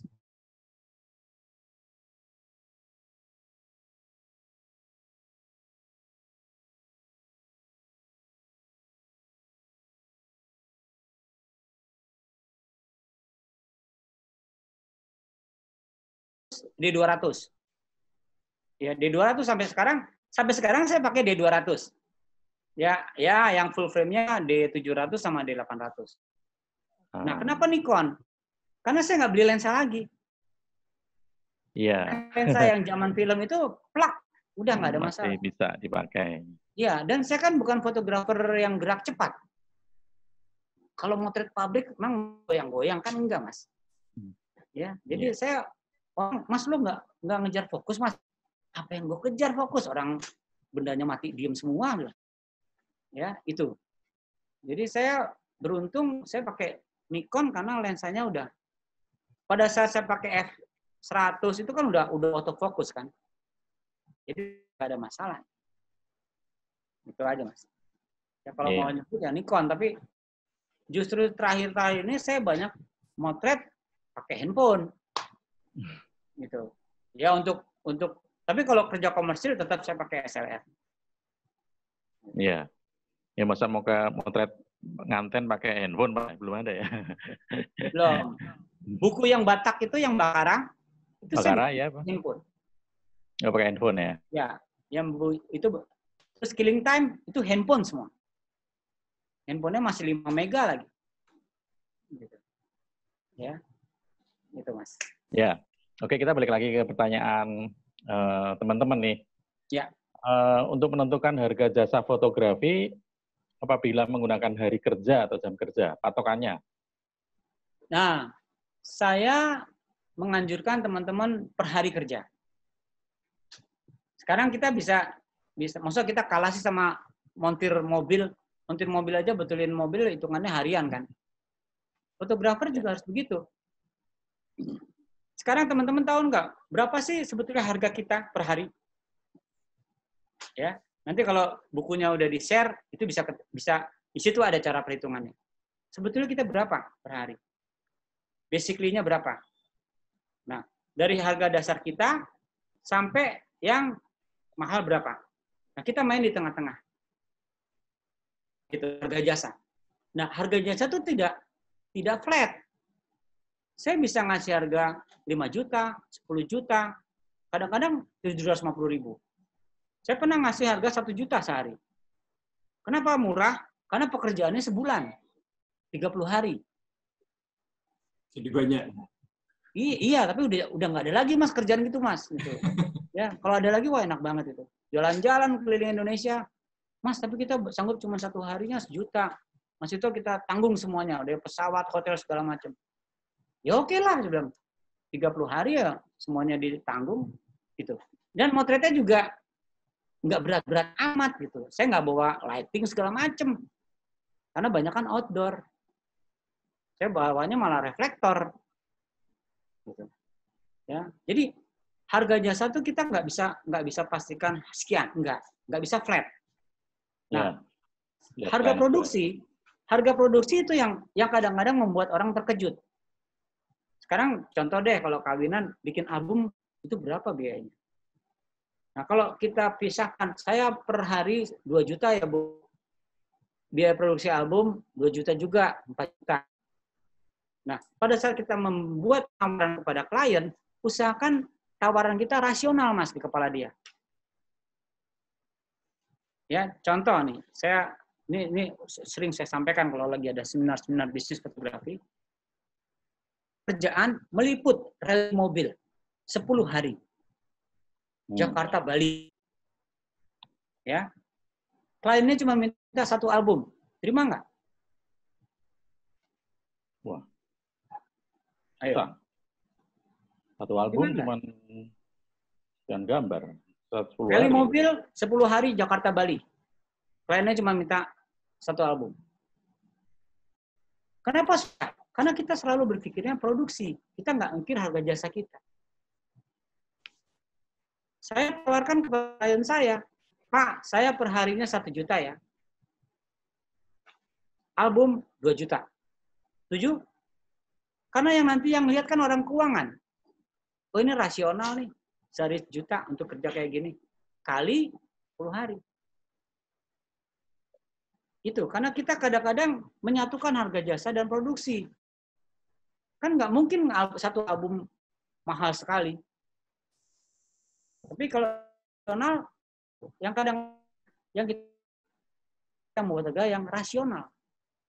Caranya gimana? Kan antara jasa dan produksi. Itu harga yang paling rasional diterima orang. Nah, produksi itu kadang-kadang kalau kayak ya contoh Mas Rogeng bisa produksi itu uang numpang lewat. Ya. Biaya produksi itu uang numpang lewat. Nggak ada yang masuk ke kantong kita. Tapi fee fotografer atau jasa fotografi itu 100% masuk ke kantong. Itu Mas kira-kira Mas. Ya, oke. Ya, jelas kok, jelas banget. Jadi harus dipisahkan antara harga produksi dan jasanya ya. Ya. Ya, ini ada pertanyaan lain lagi, ini dari Denny Herlianto. Bagaimana strategi yang dilakukan untuk memberikan pembelajaran pada konsumen untuk saling menghargai karya? Karena kadang-kadang hargai ya, terasa, oh gambarnya kita tinggal motret aja mudah gitu kan. Nah ini. Ya, sebetulnya itu kan kembali ke kita ya, para fotografer. Kita menghargai pekerjaan kita. Kalau kita menghargai pekerjaan kita, fotografi itu seperti apa, akhirnya kita tidak dipermainkan oleh klien. Gitu. Kadang kan ya beberapa tahun terakhir atau mungkin sampai sekarang masih saya sering dengar banting-bantingan harga. Yeah. Itu kan sebetulnya ngapain gitu loh. Ya, yang rusak kan kita. Pembeli sih seenak jidat. Mas, si B murah Mas. Ya udah ambil aja si B. Gitu kira-kira. Ya, saya pernah kayak gitu Mas. Ya, motret pabrik, wah Mas itu mahal, kita pakai si A aja. Udah kan? Ternyata si A, ya maaf, kualitasnya nggak bagus. Kembali lagi ke saya. Itu bisa nggak Mas? Potret Mas. Budgetnya kurangin ya, karena kita udah buat bayar si A. Wah nggak ada urusan, saya bilang. Gitu. Jadi, kita siap lapar nggak gitu? Ya, karena harga diri kita tuh harus kita jaga gitu. Yeah. Ya. Jadi kalau saya masih dengar ada banting-bantingan harga segala macam, apalagi kalau dengar fotografer yang jatuh dari langit Mas. Ya, kan yang ya jatuh dari langit dia nggak mentingin harga, yang penting eksis gitu. Itu biarin aja gitu. Paling cuma 6 bulan udah nggak jadi fotografer dia. Iya, balik lagi ya. Balik lagi ke langit. Balik lagi ke langit gitu. Itu kira-kira Mas. Jadi ya kitanya harus menghargai diri kita sendiri dan kita harus hitung dengan baik sehingga pada saat kita menawarkan kepada orang lain bisa mengerti kenapa kita harganya segitu. Dan kuncinya adalah portofolio. Ya, portofolionya harus bagus dan menarik. Dan kita harus bisa menjelaskan teknik fotografinya. Gitu Mas. Ya. Jadi ini pengalamannya Pak Tirto ini banyak banget ya dari fotografi sebagai hobi di mana saya nggak hobi. Mas, saya nggak hobi. Mengumpulkan foto-foto untuk stok ya. Saya stok dan saya memang menyediakan waktu dalam waktu ke Flores sebulan untuk bikin stok. Ya, ya. Dari dulu itu. Gitu. Yang ingin saya tanyakan untuk stok ini Pak. Untuk stok ini kan kita ada beberapa waktu di satu lokasi. Ini ada pengalaman-pengalaman yang menyenangkan dan mungkin pengalaman yang paling diingat yang tidak menyenangkan, Pak? Ya, pengalaman ada 2 pengalaman yang 3 malah. Yang satu mau 3. mati, ya. Mau mati, Pak? Mati, bener. Mau mati beneran asli gitu. Iya, gimana tuh, Pak? Ke Komodo. Itu zaman pakai film slide ya. Komodo. Oh, iya. Dari Komodo kita pulang ke Labuan Bajo. Naik kapal nelayan. Di kapal itu cuma ada saya sama 2 orang bule. Bule itu orang Jerman. Ya, 2. Jerman sama saya. Nah, kapal cuma ada nakodanya sama awak. Udah kan? Nyebrang nih kapalnya dari Komodo ke Labuan. Begitu mau deket Labuan Bajo, si Jerman 2 ini loncat. Brung. Berenang. Iya kan? Wah, melihat orang berenang, saya juga kepengen. Saya juga loncat. Plung. Ternyata arusnya, Mas. Itu saya kalau mau nangis, nangis tuh, Mas. Wah, saya kejar kapal. Akhirnya saya dapat itu cadiknya tuh. Dapat cadiknya, saya peluk aja udah cadiknya. Terus saya naik ke kapal. Saya dimarahin sama nakoda. Dipikirnya saya guide yang bawa 2 bule itu. Kamu tahu nggak? Ini dalam sekali, banyak ikan. Ya, tahu. Iya, kamu gimana bawa tamu? Nggak bertanggung jawab. Iya, siapa yang bawa tamu? Saya bilang itu. Ya, itu pengalaman yang saya berapa kali terakhir Komodo. Kalau pas nyebrang saya suka ngelamun sendiri. Wah, gue mau mati di sini nih. Kalau disangka turis sering, ya itu lucu tuh. Guide lokal sepanjang jalan Inggris aja gitu. Ya, nawarin dia untuk jadi guide dia gitu. Terus saya bilang, bisa bahasa Indonesia nggak? Oh, kirim. Oh, bisa bahasa Indonesia. Ya, saya dari Jakarta. Ah, yang bener, Pak. Ya, saya dari Jakarta. Tapi kok waktu itu saya bawa ransel ya. Oh, ranselnya kayak bule gitu. Ya udah, akhirnya saya jadikan guide. Ya, nah, ada satu pengalaman yang lucu di Flores. Waktu itu upacara Sakangadu. Tiba-tiba menjelang sore, panggil, Pak Tito, kita mau motong kerbau. Wah, ya sebentar. Di kepala saya ada upacara-upacara kamera, udah siap. Kerbonya udah telentang, segala macam, udah saya motret. Tiba-tiba, Pak Tito, ini, saya dikasih golok. Pak Tito yang potong. Loh, kok saya yang potong? Ya kan Pak Tito Muslim, katanya. Ya Pak Tito potong secara Muslim. Ya ampun, saya bilang, saya motong ayam aja nggak pernah gitu kan, motong kerbau. Terus saya bilang, tapi ini tajamnya, tajam Pak, bener tajam. Ya udah, Bismillah, great, udah pokoknya kepotong berdarah, udah kan. Yang menariknya besok paginya, pas makan siang upacara adat itu makan siang, MC-nya nyebutin untuk yang Muslim makannya di tenda sebelah kanan, itu halal, sudah dipotong oleh Pak Tirto Muslim dari Jakarta. Bayangin Mas. Tahun berapa itu, Pak? 94. 94. Oh iya. Ya, itu saya sebulan di sana. Oh iya. Ya karena upacaranya panjang, nyari alang-alang segala macam. Itu lagi saya bikin buku, tapi kesulitannya saya storytelling-nya.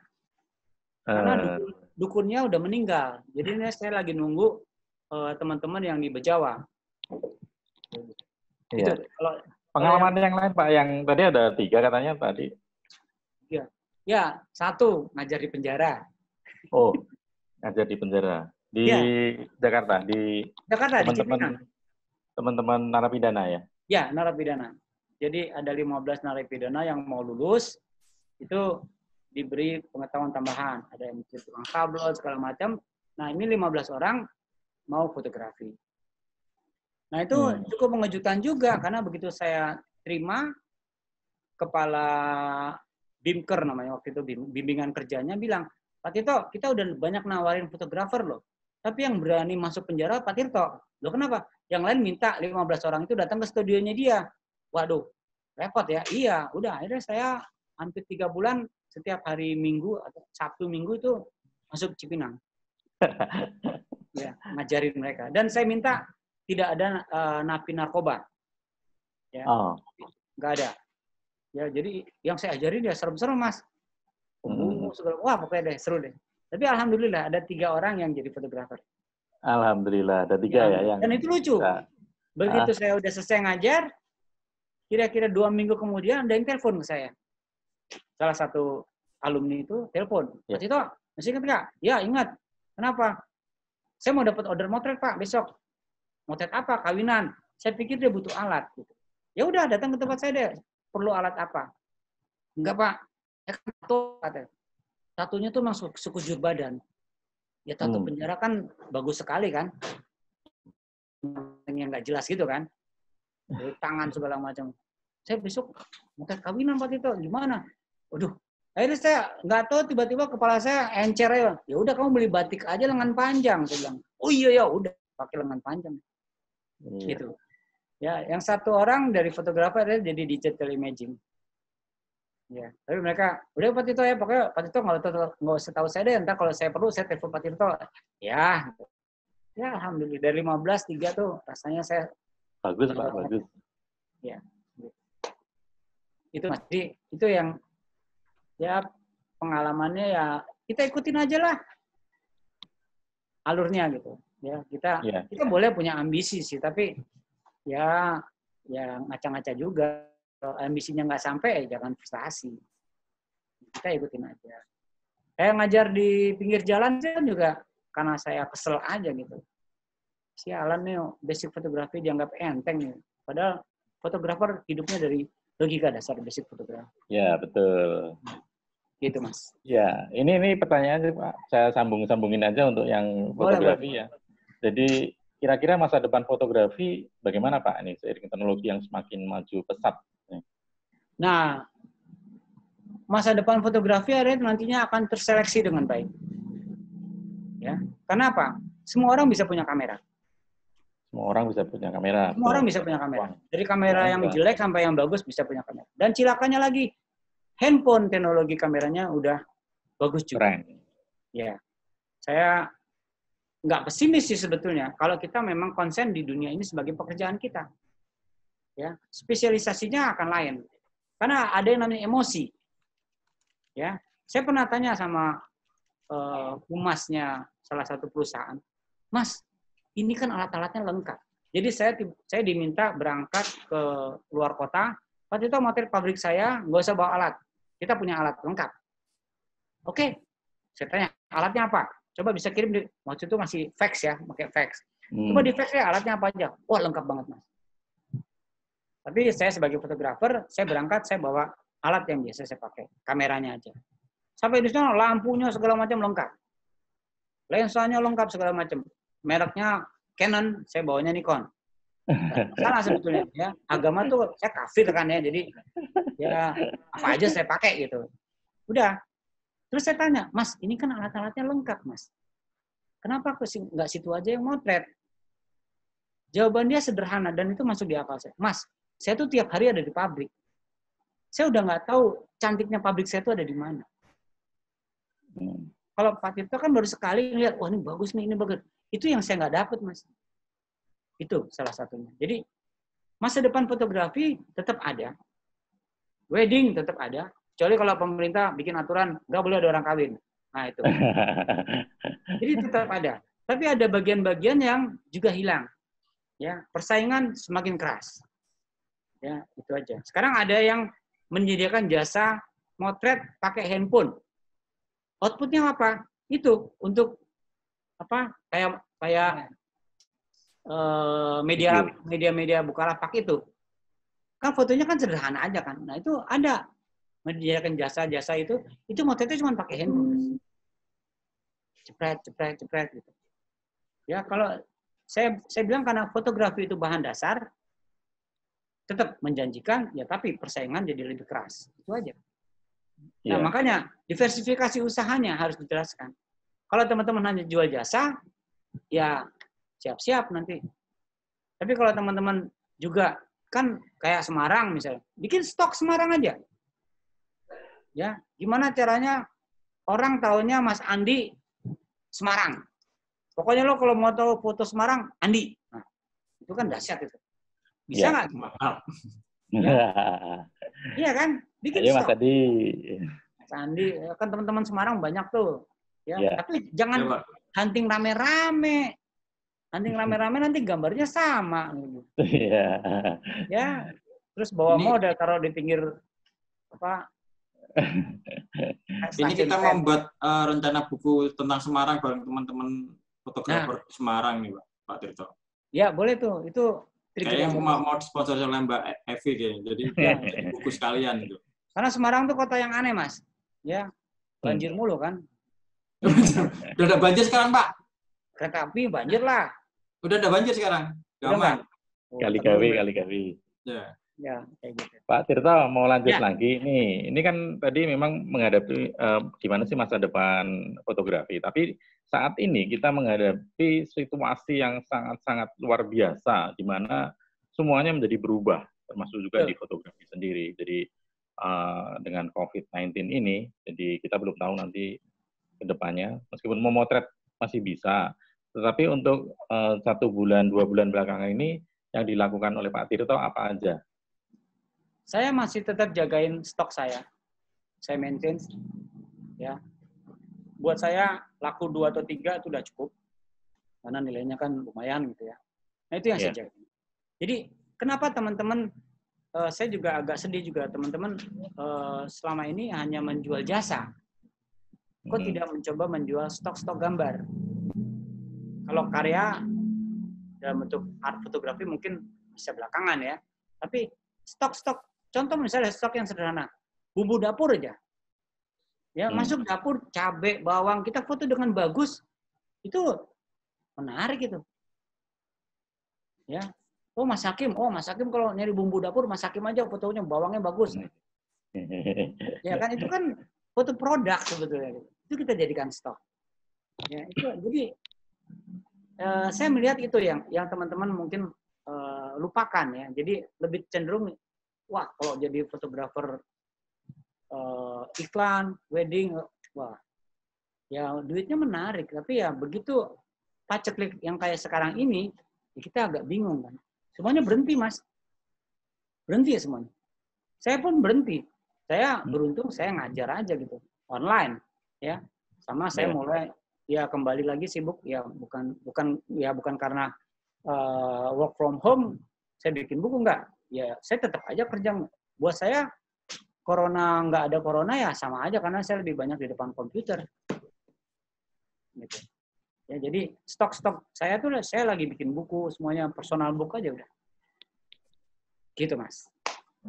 Ya, ini bisa dilihat juga di bukunya di bisnis fotografi itu yang bagian cover belakang ya itu mestinya ya. Cover belakang itu ada ya ini cover belakang nih. Corporate ya. Ya. Ada pemotretan. Kalau foto dirinya, self foto itu di mana Pak itu Pak? Tahun berapa itu Pak? Itu tahun berapa ya? 2010. Oh, 2010. Ya, itu masih rambutnya masih keren. Di mana itu Pak? Di Jepang. Itu lucu tuh. Ya, Jepang. Ya, jadi saya diundang oleh komunitas fotografi Nagoya. Jadi Nagoya itu banyak orang Indonesia yang kerja di sana. Karena ada orang Indonesia ya Pak ya? Orang Jepang. Ya, saya diundang ke sana untuk ngasih workshop fotografi. Workshop fotografinya lucu sebetulnya, Mas. Iya, gimana? Mereka selalu gagal. Jadi setiap bulan Juni atau bulan apa saya lupa itu ada namanya di Gunung Tateyama. Kalau kita pergi kanan kirinya hutan, ini Gunung Tateyama karena saljunya tinggi, itu kita kayak jalan di dalam got. Kanan kirinya itu tebing salju. Tebing salju setinggi 20 meteran. Nah, itu teman-teman Nagoya ini selalu gagal kalau motret di salju. Ya. Oke, saya tadinya nggak tahu kenapa mereka gagal. Jadi sampai di sana saya diajak ke Tateyamanya, saya motret, foto saya jadi, dia nggak jadi. Dia bilang, loh, kok kamu nggak jadi? Ya nih Pak Tito, kita selalu begini katanya. Udah kumpul, nggak taunya mereka pakainya program. Salju kan putih bersih, Mas. Jadinya siluet semua gitu loh. Saya bilang coba setting manual. Lihat metering exposure. Nggak tahu gitu loh. Jadi akhirnya saya tahu, oh materinya ini gitu. Udah akhirnya pulang, kita bikin workshop tentang basic fotografi. Ya cuma ngajarin segitiga fotografi. Nah lucunya saat itu saya pikir cuma orang Indonesia Sebetulnya banyak orang Jepangnya juga. Teman-teman dia yang kerja di pabrik itu diajak, oh kita ada workshop fotografi. Karena workshop-workshop itu kan jarang dan mahal. Ya. Nah, itu menarik gitu. Jadi ya saya basicnya sekolah saya sastra Jepang. Oh, ya. Jadi bisa sedikit Jepang jadi gitu. Begitu saya lihat ada Jepangnya, saya ngomong bahasa Jepang. Teman-teman Nagoya yang orang Indonesia kaget loh. Pak Tito bisa bahasa Jepang? Bisa, saya bilang gitu. Udah deh Pak, pakai bahasa Indonesia kita terjemahin aja. Ya udahlah. Udah, jadi komunikasinya kita. Nah, itu menarik, saya lucu sekali. Karena ya lucu aja gitu loh. Lucu, menarik. Pokoknya saya bawa Jepang, ya? trigger dari Trobis. Mereka tahu trigger itu mahal. Di sana tuh mahal trigger. Dan tidak aja trigger yang bikinan Cina. Saya bawa trigger beli di Pasar Baru di Jakarta kan. Itu kan bikinan Cina kan tuh. PT 04. Satu set 200.000. Iya. Ya kan? Wah, itu gak bener saya. Pak, ini kan mahal. Enggak, ini murah kok. Enggak Pak, mahal Pak. Saya mahal. Saya juga nggak tahu tuh Eropa. World hal Kan saya pulang, saya bagiin aja tuh trigger. Wah, ini buat kamu ya. Oh, makasih.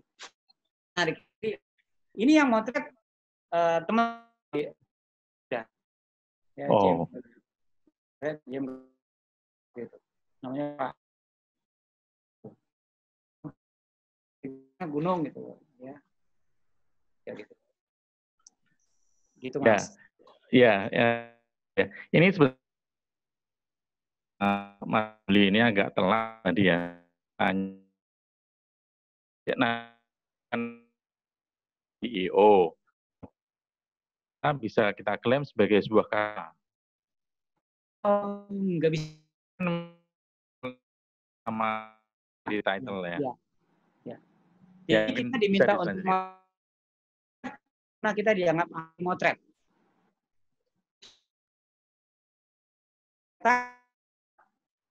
Kita boleh nggak beberapa minta portfolio? Saya pernah motret. Pabrik ini saya minta Mas. Saya minta gambar ini untuk portofolio saya. Motret, pengeboran minyak, ini gitu. Jadi kalau jual jasa itu hak cipta milik klien semuanya. Kita hanya termasuk media ya, termasuk koran, termasuk humas, termasuk institusi apapun yang pokoknya yang meminta dia menugaskan kita ya. sebagai on assignment itu kita dibayar putus sudah. Hasil fotonya milik dia, paling kita bisa boleh nggak minta untuk portofolio saya. Kalau portofolio kan tidak untuk dikomersilkan. Paling kita hanya untuk memperlihatkan kepada orang lain. Waktu itu pernah motret pabrik, pernah. Mana? Ada Pak di sana ya kan nggak bisa gitu kan. Saya kasih lihat ini Pak pabriknya ini. Itu kira-kira. Nah ini memang karena egonya tinggi, ya egonya mendekati sombong gitu ya. Nah kadang-kadang ini jembatan. Gak bisa dong Mas, itu kan karya gue yang jepret. Ya bener lah, kamu yang jepret. Tapi kalau nggak ada permintaan, kamu nggak akan motret. Seperti tadi alur terdiri dari foto kan, ada informasi, permintaan sampai kalau di komersil fotografi atau jasa, kita hanya main di teknik fotografinya. Jadi salah kalau fotografer jual konsep, kita nggak jual.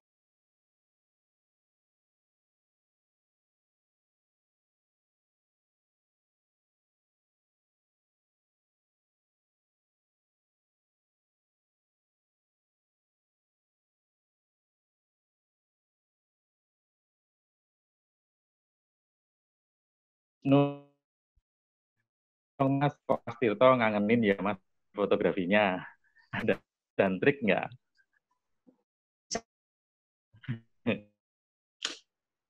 Ini. Triknya dulu Pak. Nggak ada.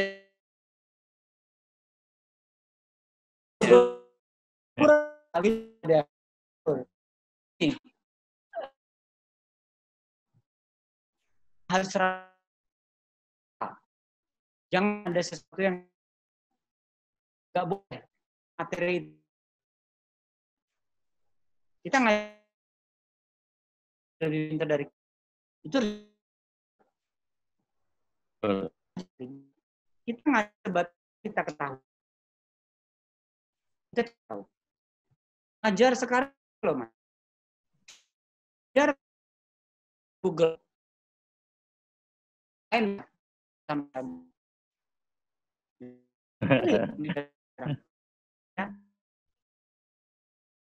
kenapa jaim siapa tuh jaim kalau ya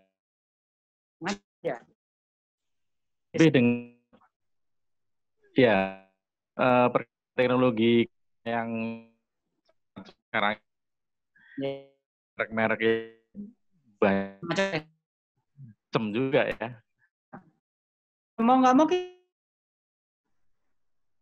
lihat kan sama aja, Mas. Di diafragma speed kuncinya fisiknya ya. fisiknya.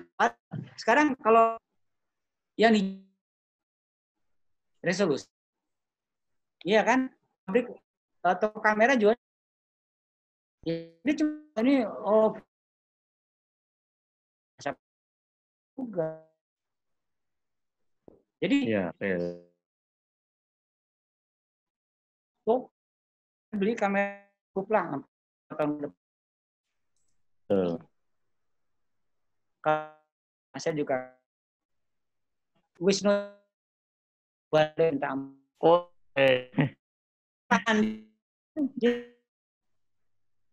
itu kan dia bandel dan pintar. Kalau orang pinter ya. Ya. Teman-teman punya set ya,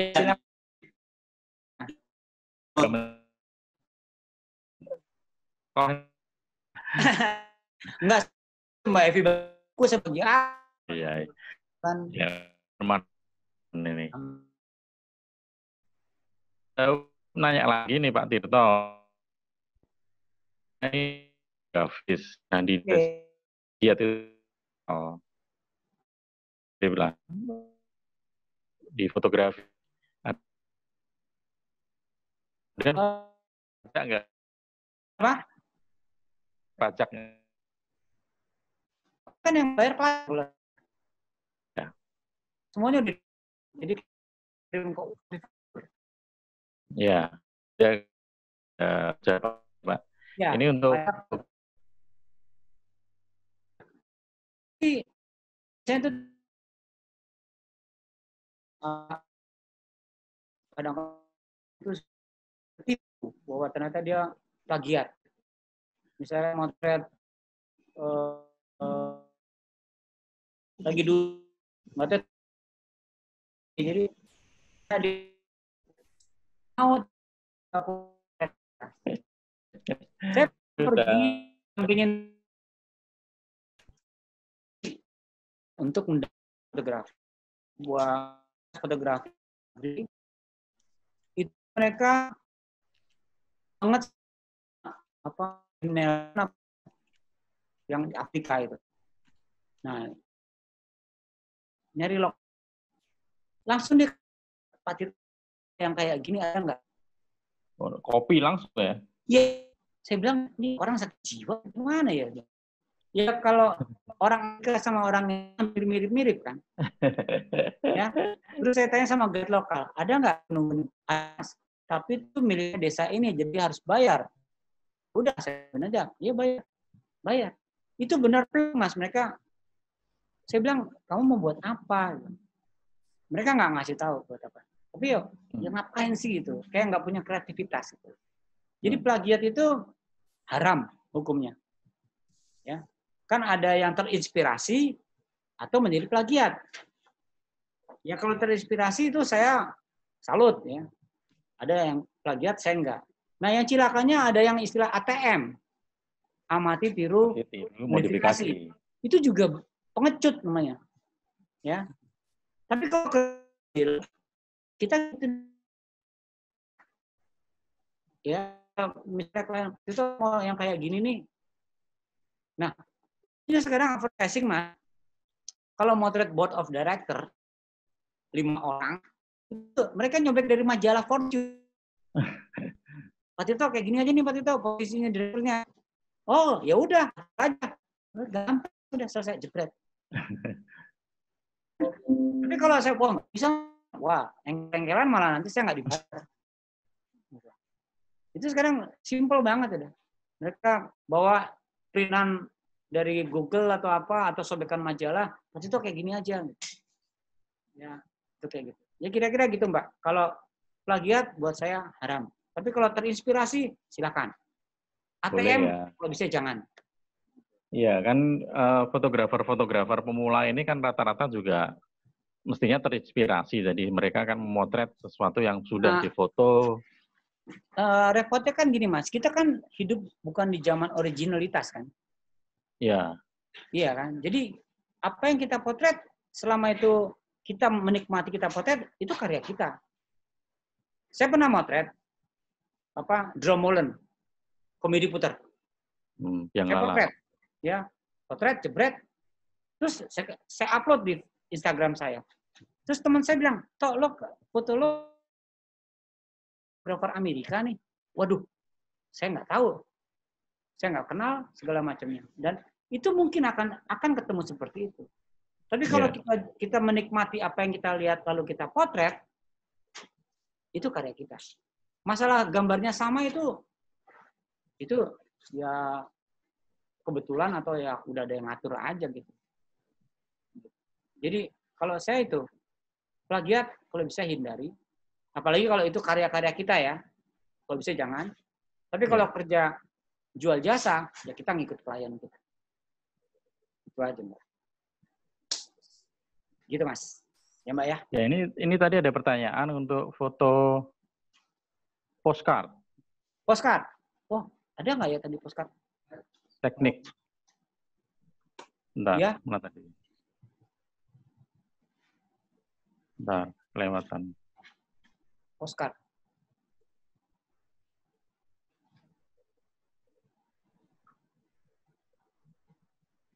Kalau sistem jual postcard. Jual postcard. Hernando Melita, ini dia nanya kalau sistem menjual postcard gimana Pak Tirto? Atau mungkin dia jual fotonya untuk sebagai postcard ya? Ini postcard, foto saya yang dibuat postcard oleh Periplus. Oh, Periplus ya? Wow, ya. top. Tapi ini tahun ke-8 nih Mas. Ya. Ini saya dibayar foto di mana itu Pak? Foto di mana? Ini Lombok. Oh, di Lombok. Lombok. Ini Lombok. Ini Ujung Kulon. Ya. Periplus banyak fotografer bulenya ya Pak ya? Ya itu Mas, kita bersaing. Itu bulenya kan nggak berani ke sini gitu ya, jadi aman-aman aja gitu. Nah lucunya, ini saya belinya nih di Lombok. Jadi pas saya pergi ke Lombok, wah itu kayak mimpi ketiban durian Mas. Saya nggak pernah ketemu soalnya di Jakarta. Sakit semua dong Pak kalau. Iya, itu kan durian enak gitu. Jadi ini saya dapetnya di lokasi ini di Lombok. Ya di lobi hotel. Saya beli, wah ini saya sendiri nggak punya gitu loh. Ya. Jadi ya, kalau jualnya mau jual sendiri atau kita mau jual foto. Ya, kalau ini misalnya orang, Pak Tito saya mau bikin stok, mau bikin kalender, bikin postcard. Pastinya kan dia belinya resolusinya yang nggak terlalu besar kan. Jadi harganya agak murah. Ya, gitu. Nah, kalau kita mau cetak sendiri ya kita harus ngitung biaya printingnya berapa. Tapi ya zaman sekarang postcard juga siapa yang mau beli kayaknya? Iya Pak, ini memang kalau di Indonesia mungkin aktivitas berkirim suratnya tidak sekencang di Amerika, Eropa ya mungkin ya. Dulu kan, waduh, saya kalau pergi-pergi postcard belakangnya saya tulis kan. Sekarang, tapi ya di era sekarang ya postcard udah agak susah ya, karena si bule-bule pun juga dia bisa email langsung, bisa naik di Instagram dia potret sampai di hotel dia bisa upload. Iya. Gitu. Jadi memang percetakan kayak gini mulai agak susah. Kecuali kalau kita nerbitin buku, nah gambar-gambar di buku itu kita bikin postcard, nah itu mungkin bisa. Itu kira-kira. Ya, ini Jinil nanya, tapi mestinya tadi kan sudah disebutkan. Dia nanya, Mas Pak Tirto jual di website apa aja. Tapi kan tadi Pak Tirto kan hanya di IG ya, nggak di Shutterstock ya Pak ya? Enggak. Saya hanya IG. Ya, hanya di Instagram aja, Mas Jinil. Stock foto _ Indonesia. Ya, jadi bikin sendiri ya. Ini sendiri. Gitu. Ya, ini yang tadi nggak sempat lihat ya. Ini karya, ini saya dan karya saya. Nah, ini photobook yang saya bikin. Ya. Gitu. Selamat datang ini Mas Jumair, ini udah dari tadi atau barusan nih ya Mas Jumair nih? Lombok itu bukan cabai ya, Lombok itu pulau yang selalu bikin rindu. Lombok hijau. Ya. Lombok hijau restoran Pak. Ya ini kan stok nih. Ya, IG saya kayak gini, stok foto Indonesia. Saya jualan sendiri. Iya. Jadi saya menganjurkan teman-teman jualan sendiri aja. Karena lebih bebas kita. Tapi harus ada ngikutin aturan ya. Ada perjanjian model. Nah, saya kebanyakan yang saya potret itu aman-aman aja karena festival. Upacara-upacara adat itu kan nggak perlu ada model rilis gitu. Nggak minta bayaran juga ya Pak ya? Nggak minta bayaran, jadi cari yang aman aja. Ini stok foto Indonesia. Maaf Pak Tirto, nanya Pak Tirto. Ya. Tadi kalau yang di stok foto Indonesia ini jualnya berarti versi digital dengan resolusi berapa Pak? Tergantung dia belinya Mas. Small, medium, large. Oke. Ya, jadi kalau yang small harganya sekitar 1,5 juta. Kalau yang medium itu 2 juta, yang large itu 3 juta ke atas. Apalagi kalau dia minta yang TIFF, nah itu TIFF udah kebayang, wah dia mau gedein gambar nih. Itu logikanya ada di situ. Kalau dulu saya jual dalam bentuk slide, yang saya jual adalah penggunaannya. Ya, dia mau buat apa? Nah, tapi di era digital saya udah nggak bisa begitu lagi. Saya nggak perlu tahu dia mau buat apa. Akhirnya saya membatasi penggunaan gambar itu dengan resolusi berapa yang mau dia pakai. Kan nggak mungkin dia bikin billboard ngambil resolusi yang small kan? Pasti dia ambil yang besar. Kalau small resolusi berapa Pak? 500 kilobyte. 500 kilobyte. Jahat ya. Nggak ada 1 mega ya? Enggak. Jahat. Pokoknya itu jahat. Itu thumbnail ya. Ya kan mereka cukup kalau mau naik web. Yang medium lah gitu. 500 kilo cukup untuk web. Ya. Itu kan saya gitu. Nah, saya bisa belagu karena itu gambar saya Mas. Gitu. Belum tentu orang lain punya. Spesial ya. Itu agak sok taunya gitu. Kalau nggak mau, cari toko sebelah kalau ada. Itu kira-kira. Kayak upacara-upacara adat gini kan belum tentu mereka punya. Jadi saya konsentrasinya memang upacara adat. Ya, upacara adat. Ini Mas Yusitus nanya, kalau foto ada subjek orang di dalamnya, perlu ada perjanjian nggak? Selama yang kita foto itu acara publish, festival, nggak perlu. Tapi kalau misalnya salah satu penari, kita, Mbak, boleh nggak Mbak berdiri di sini Mbak, saya mau motret Mbak background-nya gunung itu. Kita harus bayar dia. Karena dia sudah kita jadikan model. Tapi kalau dia masih nari di lapangan atau di panggung, itu dia publish. Nah ini yang kadang-kadang teman-teman tidak berani karena takut aturan-aturan itu agak nggak jelas gitu loh. Ya. Nah kayak foto misalnya. Sekarang kalau mukanya kelihatan jelas, itu kita harus bayar. Mukanya makan frame setengah gitu ya, itu kita harus bayar. Tapi kalau dia dalam contoh yang ini misalnya nih, ya di bawah ini kan mukanya jelas nih. Tapi dia dalam bentuk tari-tarian. Saya cuma ganti lensa 300 mili. Itu kan pinter-pinterin sama fotografer. Saya bisa ambil close kayak gitu.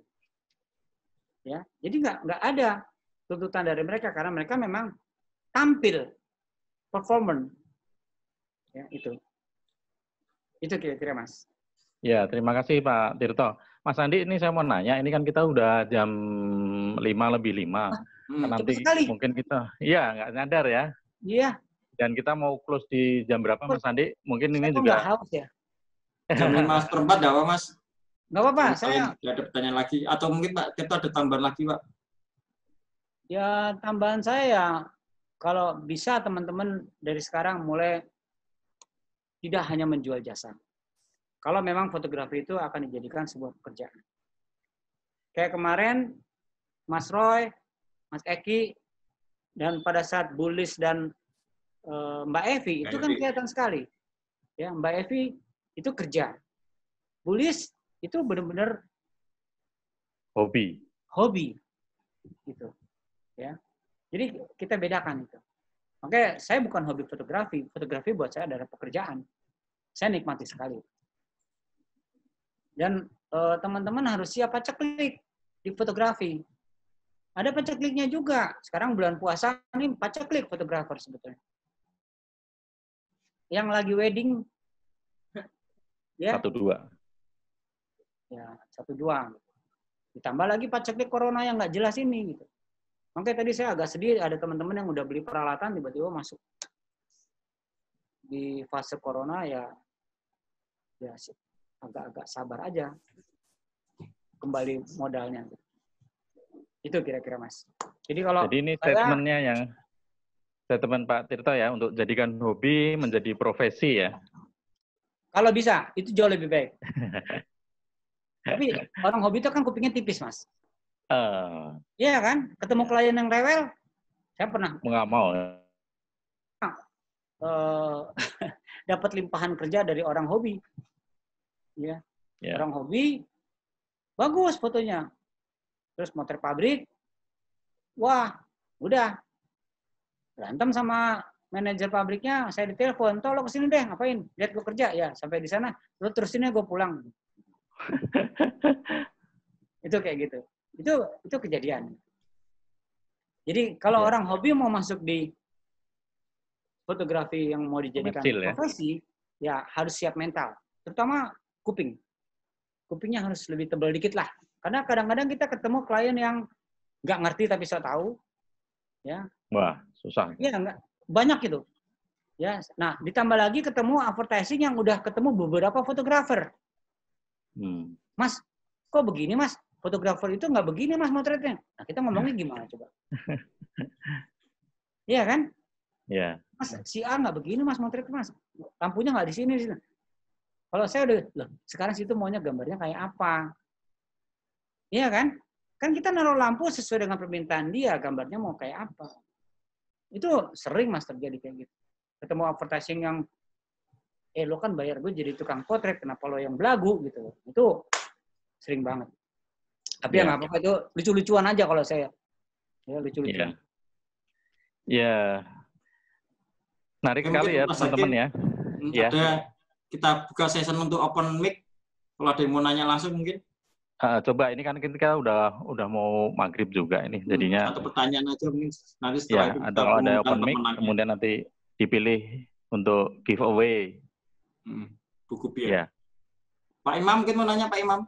Oh iya Pak Imam itu Pak Imam. Tapi nanyanya susah dia. Apa jawab Pak Imam?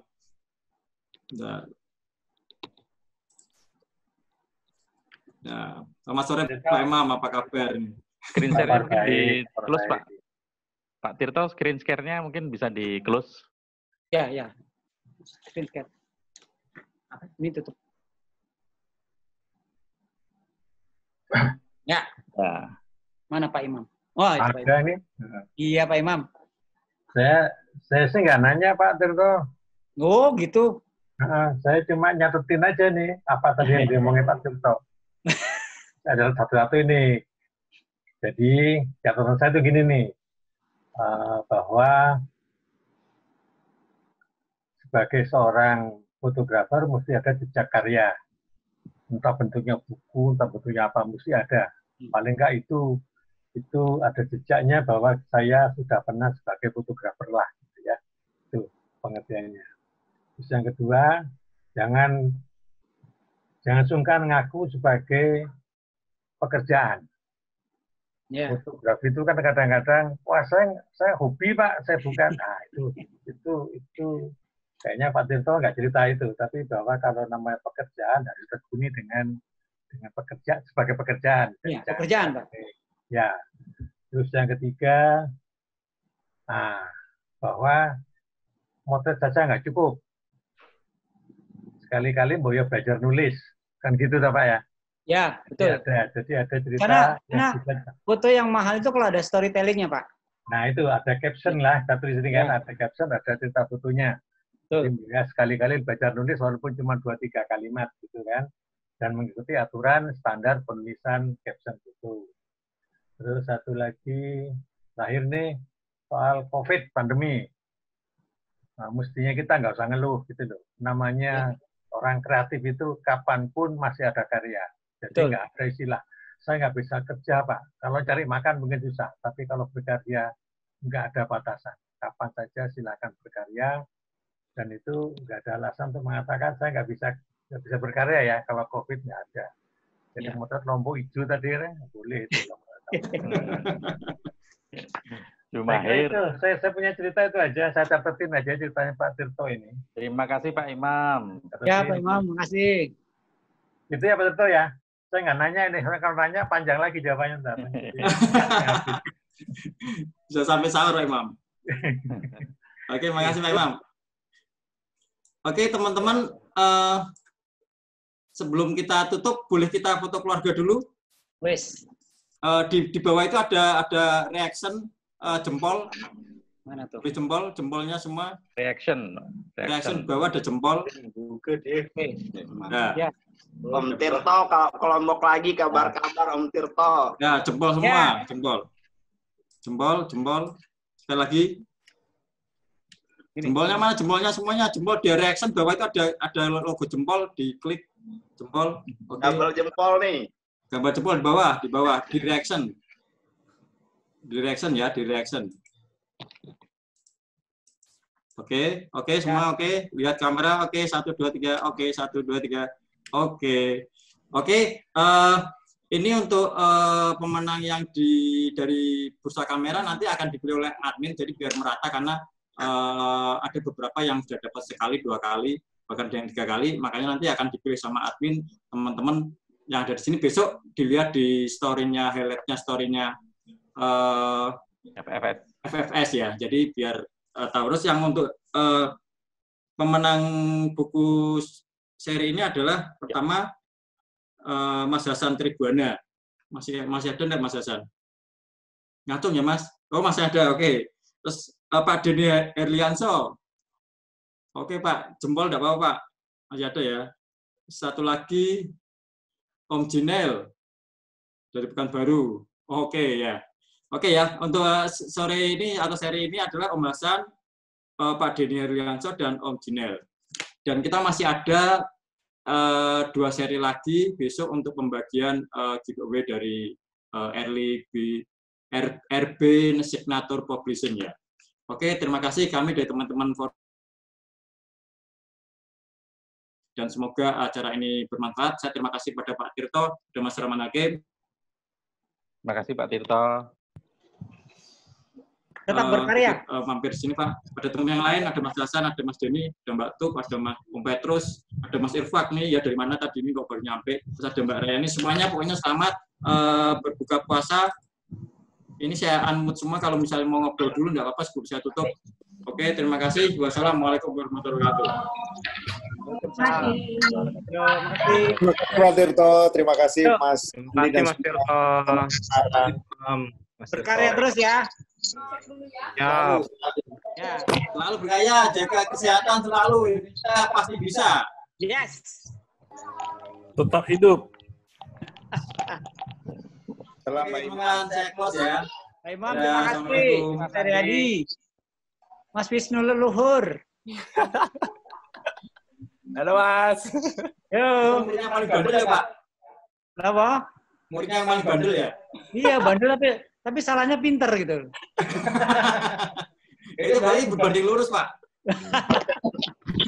Berkat gurunya itu Mas. Pinter itu yang ngatur nanti. Berkat gurunya jadi pinter. Oke. ikut gurunya berarti Mas. Banyak. Oke, terima kasih ya teman-teman yang sudah bergabung, teman-teman dari APFU juga, terima kasih. Terima kasih, Mas Wassalamualaikum Eva. warahmatullahi wabarakatuh. Mbak Nur ya. Oh, Mbak Nur Hasanah, Makassar. Oke, semuanya sudah dapat semua, Apa tinggal kabar? masih 2 seri lagi Baik, nanti baik. mudah-mudahan dapat semua ya. Oke, thank you. Wassalamualaikum warahmatullahi wabarakatuh. Waalaikumsalam Oke, terima warahmatullahi kasih. wabarakatuh.